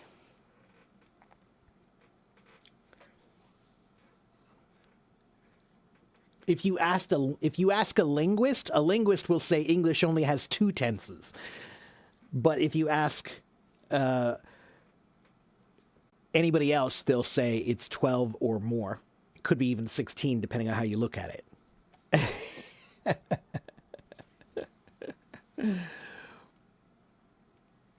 All right, let me see. Did I miss anything?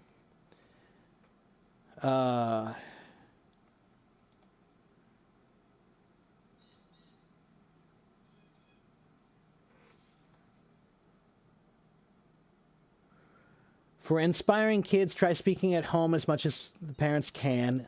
Problem is that there are barely Chinese parents that can speak English. Okay, fine. Linda, if you want your kids to learn English, but you don't know English, then that's even better. Then you should learn English with your children. Show your children that you are studying English too. Do it with them. And then they will really see the value that you think. There's tremendous value. You feel there's value because you're learning it. So, in English, we have a phrase. We say, put your money where your mouth is. Put your money where your mouth is. What that means is, if you're going to say English is important, English is important, English is important, then why don't you put your money on it? You do it. You show them by doing it yourself. Okay? Then they will really see that you think it's important. Okay?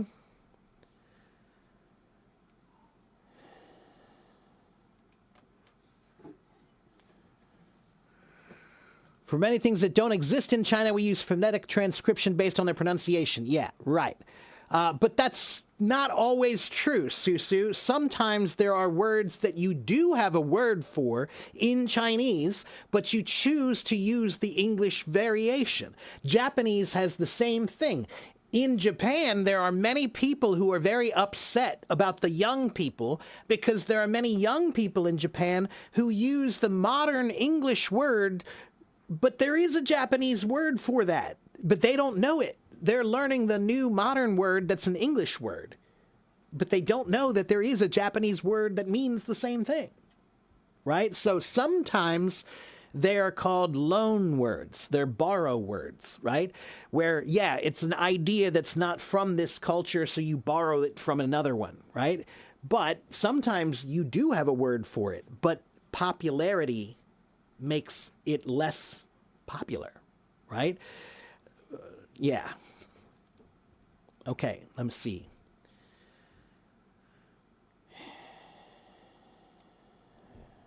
The word potato. Yeah, potato is an interesting one. Potato is interesting not just for the language, but also for the history of where potatoes come from. Do you guys know where potatoes come from? Where do potatoes come from?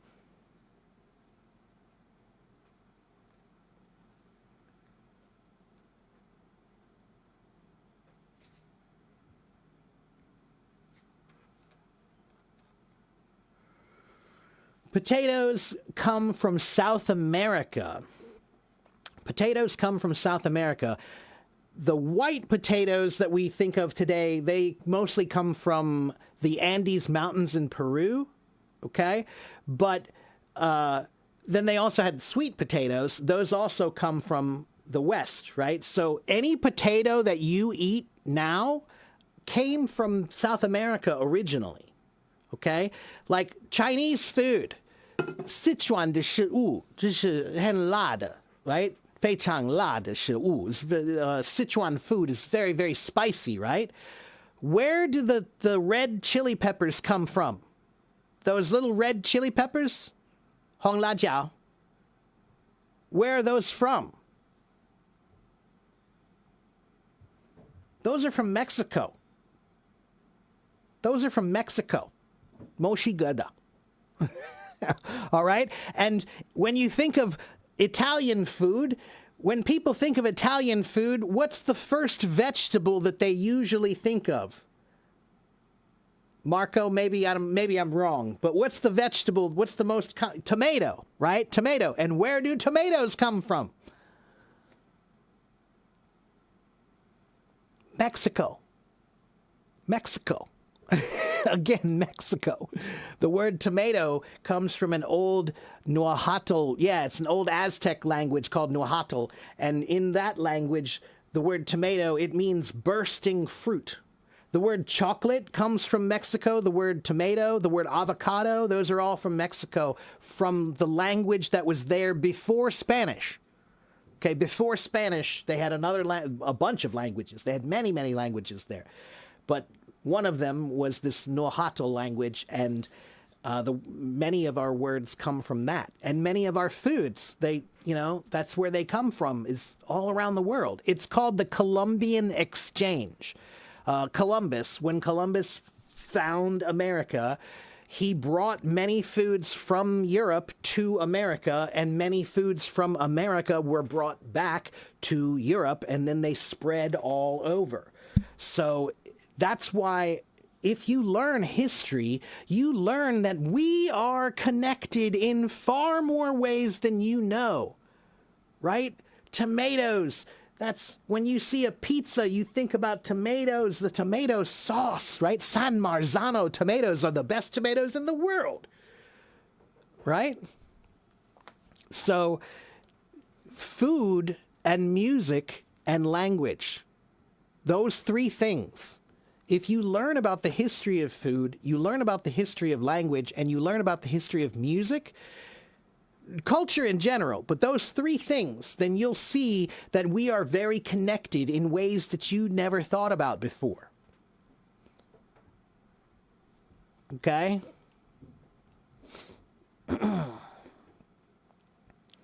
All right, let's see.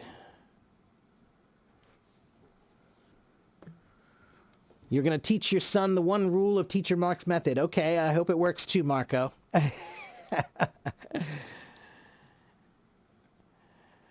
But lots of Chinese parents don't have time. They don't want to learn English by themselves because they think it's too hard for them. 我感觉这是胡说八道的. No.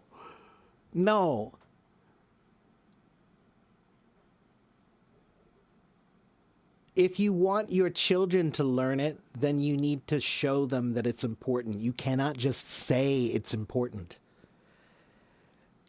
In English, we say, talk is cheap. Talk is cheap. So parents can talk and say, English is important. Okay, that's easy. You can say it. Now show it. Saying it is easy. Showing it, not so easy. All right?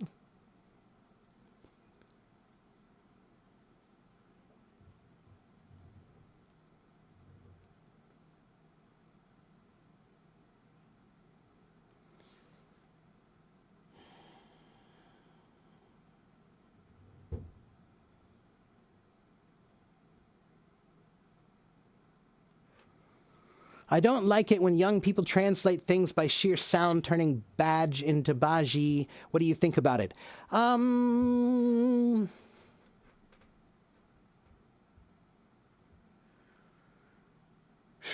That's a hard one.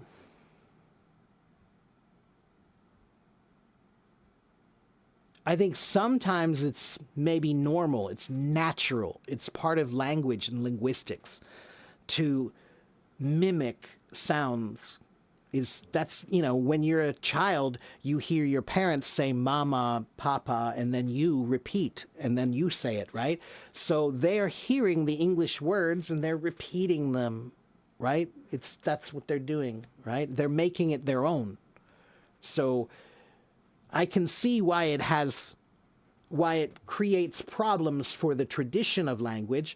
But language is a living thing. Language is a breathing, living thing that's constantly changing. And that's part of the change. When young people will, language is something that the young people tend to be the ones who change it, right? It's the young people who create new words and change old words because they want to. Language is power. And when you create your own words, you're creating power for yourself. Okay? My photo is kind of blurry. I don't know. Don't worry. I'm not that good looking. You don't want to see me anyway. We had another great product from America. Corn, right? Maize. That's right. It uses polenta, right? How crazy is that? Polenta, which is an Italian thing and a Spanish thing too, right? Again, that's from America, Yeah. How many languages do I know? I know English, and I know Chinese, and I know drums. Those are the 3 languages I know. Drums, English, and Chinese. There is another slang you just mentioned about mouth. What did I say?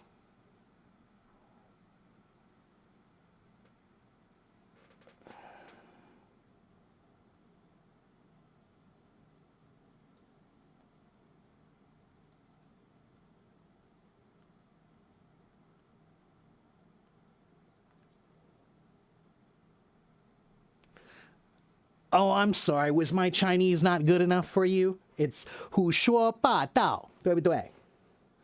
胡说八道。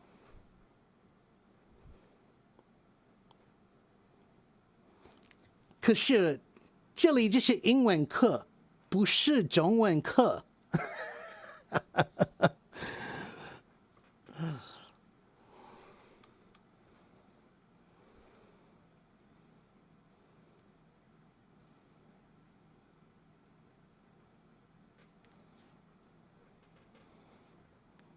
有时候我的中文的嘴就是有一点烂的。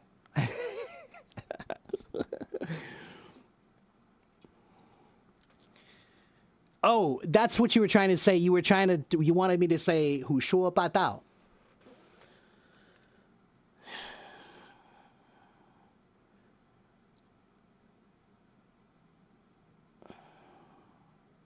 Am I going to play the drums today? Today's Monday. I don't know. Maybe.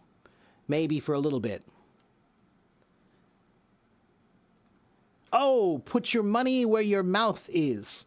Put your money where your mouth is. It's about gambling, right? Where you're saying that you can bet on it, right? Like if you say, I think this car is going to win. Okay, great. Put some money on it. Prove it that you really believe it. Put some money on it. It means that you have to show that you're willing to back up what you really say. You have to do something. Okay? Yeah.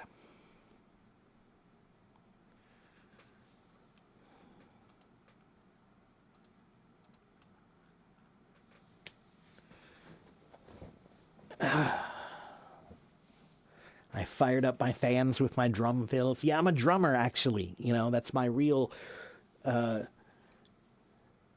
don't think about jobs. Jobs is not something that I think about. I don't have jobs. I don't know a job. I have skills. I have skills, not jobs. Skills. So I can play the drums, and that means that I have the skill to be a performer, that people can pay me money to perform drums live, right? Or on a recording, right? So I have that skill.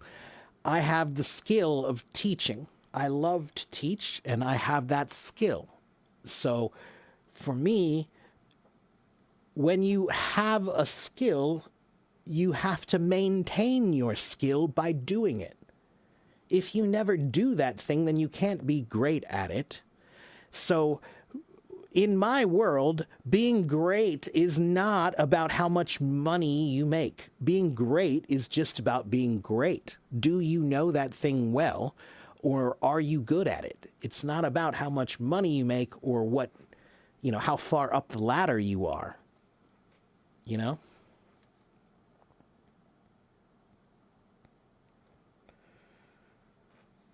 Put your money where your mouth is. Put your money where your mouth is.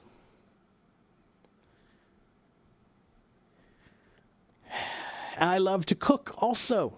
I love to cook. And so I cook because I love to cook.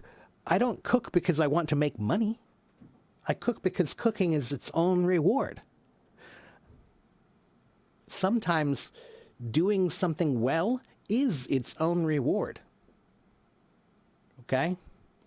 Do I play drums for large crowds? I think the biggest crowd I've ever performed for was like 10,000 people. If that's big, if you think that's big, then that's, I think, the biggest audience that I've ever played for.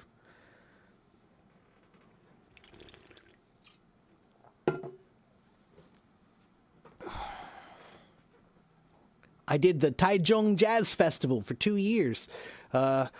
Here, look. Wait a minute.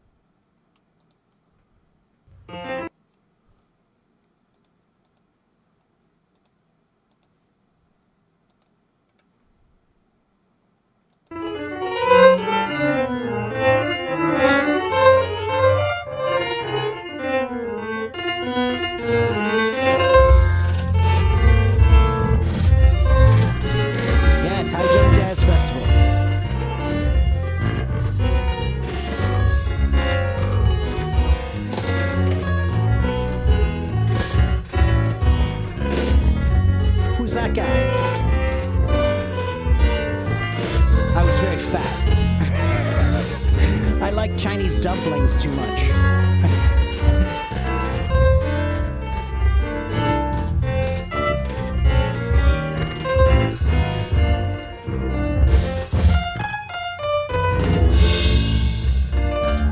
So yeah, there you go. That's Taichung Jazz Festival.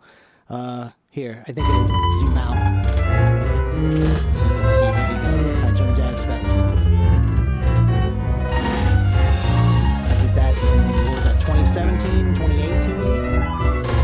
And I think I did it 3 years, but the 2 years I was on the bigger stage and 1 year I was on the small stage.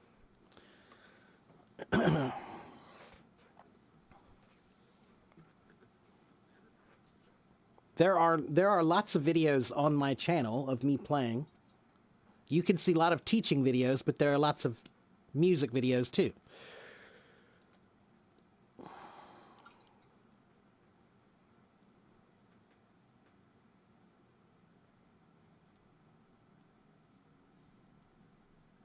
And here's one that I did. We built a $49 last year in Idaho.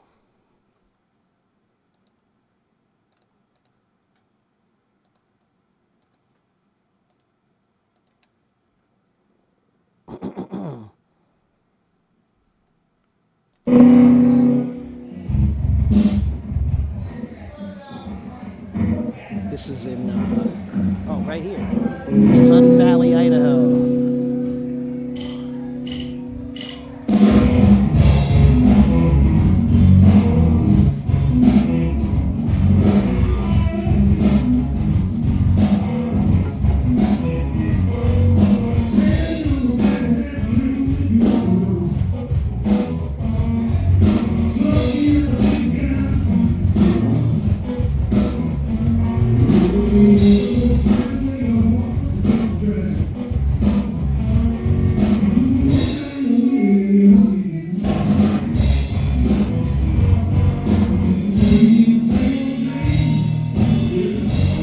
Yeah, anyway.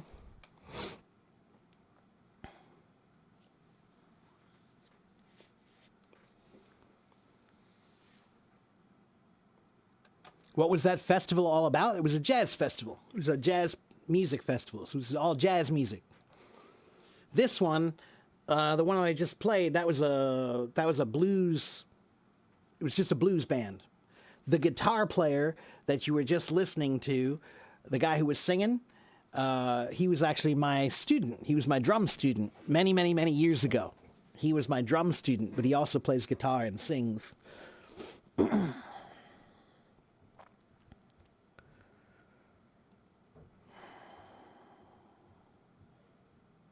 Does my band have a name? So I play in many, many, many bands.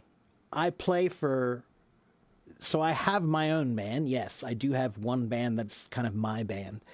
But people also just pay me to play for them. But not that much anymore. It's so much work. It's a lot of work carrying all this equipment and everything. So I don't do it that much anymore. But for when I was 18 until I was about 20, no, shoot, longer than that, 18 to 32 maybe, or 35. We'll say 18 to 35, I played drums in many, many, many bands, like more than 100 bands.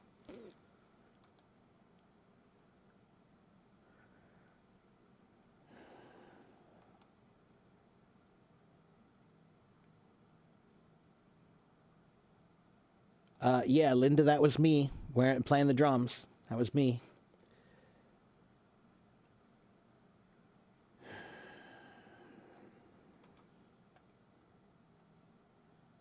Yeah, it's a lot to carry around. That was one thing I loved about playing music in Asia. When I played drums in Taiwan, almost all the clubs had their own drums. They had drums there, and they were pretty good.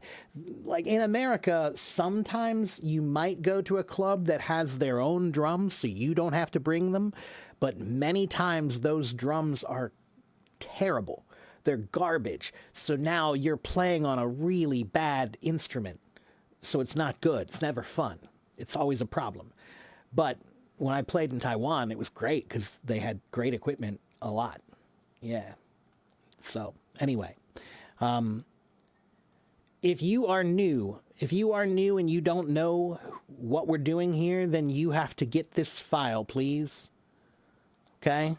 If you don't know who I am and you don't know what I'm doing here, then please get this file, all right? Copy that link, the link I just put in the chat, copy that, paste it to your browser and open it and read that file. Read everything in that file, and then I will help you. Okay? I have been on this app for more than 12 years. I have been live streaming here for about 5 years. I have done more than, how many? Let me see. Let's see how many I've done. Host. 1,398 live streams. I have been here 1,398 times. Okay? So, if you want to come and learn, then you should. 90,000 people follow me to learn English.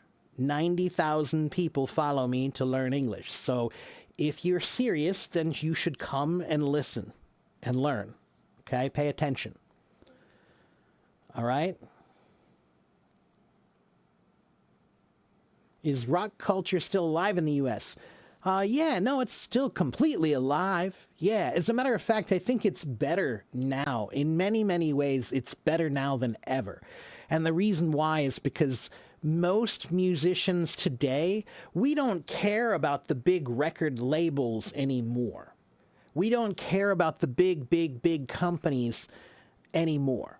Because the big companies, it used to be, if you want to be in music, then you have to go get with one of these big companies like Atlantic Records, right? Something like that. But today, that's not true anymore. We don't need those companies, and that means that there are a lot of bands that are making music, great music, without the companies anymore. And that's a good thing. Because sometimes the companies would put pressure on the band to write songs the way they want them to write, right? So they'd say like, oh, you wrote this one song was so good, please write 10 more just like that one.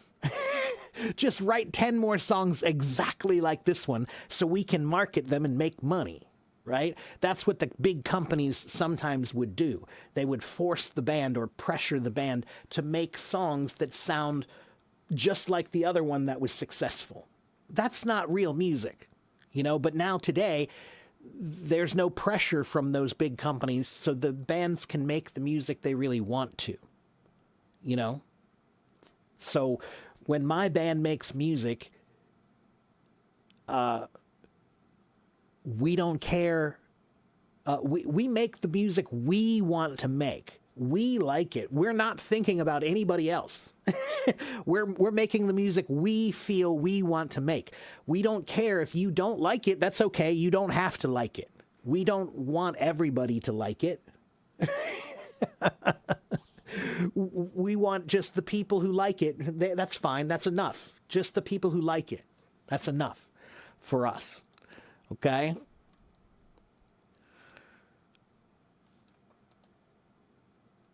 Okay, let's see. There's a question. The verbs like spice up, jazz up, fluff up, which of them describe a story more interesting? So, Sergey, to spice something up, to jazz something up, and to fluff something up, those are all phrasal verbs that mean to make something more interesting some way. For example, well, kind of. Spice up is like cooking. When you're cooking, you add some more spices to it, and it's now more spicy, right?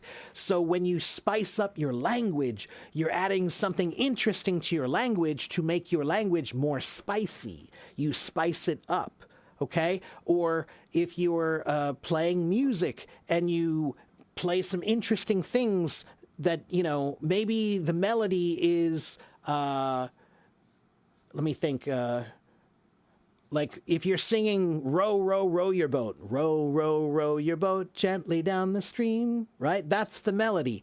But what if you change it a little bit and you go row, row, row your boat gently down the stream?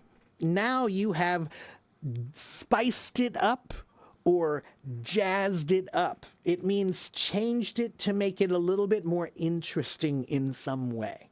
Now, fluff up is a little bit different. The term fluff up is almost always used literally about a pillow, right? Like maybe you have a pillow on your bed, and sometimes your pillow it gets too flat. So you pick it up and you kind of go like this. You pull it apart until the pillow is fluffed up. Okay? Now, we sometimes use that word when we're talking about exaggerating, right? If you tell a story and I exaggerate when I tell the story, then maybe I'm fluffing it up a little bit. I'm making it more interesting. Okay? So spice up, jazz up, and fluff up all basically mean to make something more interesting. Okay? But fluff up sometimes is also just about making your pillow more fluffy. Okay? It's for market demand, not out of love for music itself. That's right. Yeah. That's right. Yeah. Okay. Yeah, it's too late in China. Yeah, well, it's also late here. It's 12:38. I need to go do some stuff and eat some lunch. And yeah, so I have some things to do, everybody. But I might be back to play some drums for a little bit later if I have time. I try to practice drums in the afternoon if I have an hour or two. Playing drums is a very physical instrument, and you have to do it. You have to keep doing it. If you stop doing it, then you do lose ability. So you have to keep playing all the time, as much as you can. And I don't get to play very much anymore, but I try to play, an hour a day if I can. All right. Once again, here is everything you need to know about me. Please get this file. If you didn't get this file, get this file. All right? Get this file and read about it. Everything about me is in this file. Everything you need to know about what we do here is in this file. So please get the file. All right? Kind of like dancing. Yeah. It's very physical. It's a very physical instrument, so you have to do it a lot to stay in shape. It's also like working out. You have to. It's very demanding physically, so you have to keep practicing so that you don't get tired. Yeah. Which songs are on the list? I don't know. I never know. I always just try to choose just what I feel like that day. Sometimes the way I play music is the way I eat food. When I eat food, it's like, what do I feel like eating today? Do I want to eat Turkish food? Do I want to eat Russian food? Do I want to eat Chinese food? Do I want to eat Japanese food? What do I feel like right now? That's what I do with my songs when I play music. What do I feel like right now? I'm going to try this one. I like that. Okay? But you can always suggest music for me, but I just prefer if you suggest music from your culture, all right? If you ask me to play a Justin Bieber song, I don't really enjoy that. I'm sorry. He's from my country, my culture, so I already know that music. But if you tell me, can you play a song from your culture, maybe I don't know that song, and then that's interesting for me. Okay? Okay, Bon Jovi. Look, I like Bon Jovi, but I played Bon Jovi for my whole life when I was younger. I had to play it a lot in the clubs. I had to play Living on a Prayer. Yeah, that's right. Yeah, that was one of them. Okay? And I like it. But now I'm much more interested to play music that I don't know. Right? So is there a Japanese band that you like that I don't know and you can show me? Please do. Is there a Turkish band that you like that I don't know that you can show me? Please do. Please show me your music. I already know my music. I already know the music of my people. All right? I want to know the music of your people. Okay? And Shaban Desoki, come here Monday through Friday, take notes, and ask good questions. That's how you can improve your English step by step. Come here, take notes, and listen, and ask good questions. Okay? All right. What about a Middle Eastern band doing some wonderful metal? I'll consider it, Waleed. I'll consider it. But just remember, Waleed, I'm an old man now, man. Sometimes when I play metal, I just don't feel authentic anymore, right? I grew up playing metal when I was younger, right? But in my opinion, heavy metal is kind of a young man's game, because young people are the ones who are really angry, and they have all this, young men in particular, young men have all this energy and all this anger. And so that music, it makes sense when you're younger. But now, when I hear metal now, when I hear that anger now, I don't understand it anymore. I don't relate to it anymore. So when I hear them all very angry, I don't understand why, or I feel like, do something about it. Quit your bitching and start doing something. You know, like if you want to change something, do something different, right? So it's hard for me to play metal and feel authentic anymore. I feel like I fake it. I don't play it with real feeling anymore, because I don't have that feeling anymore. I don't have those feelings of those same feelings of anger that I had when I was a kid. I don't have them anymore, you know? So, power ballads. I always like a good power ballad, you know, like the Scorpions. They're the kings of the power ballad. All right, I have to go. Princess Rabbit, you have to come back. I'm sorry. Come back and see me again tomorrow. Have a good morning, have a good afternoon, have a good evening. I'll see you guys next time. Bye.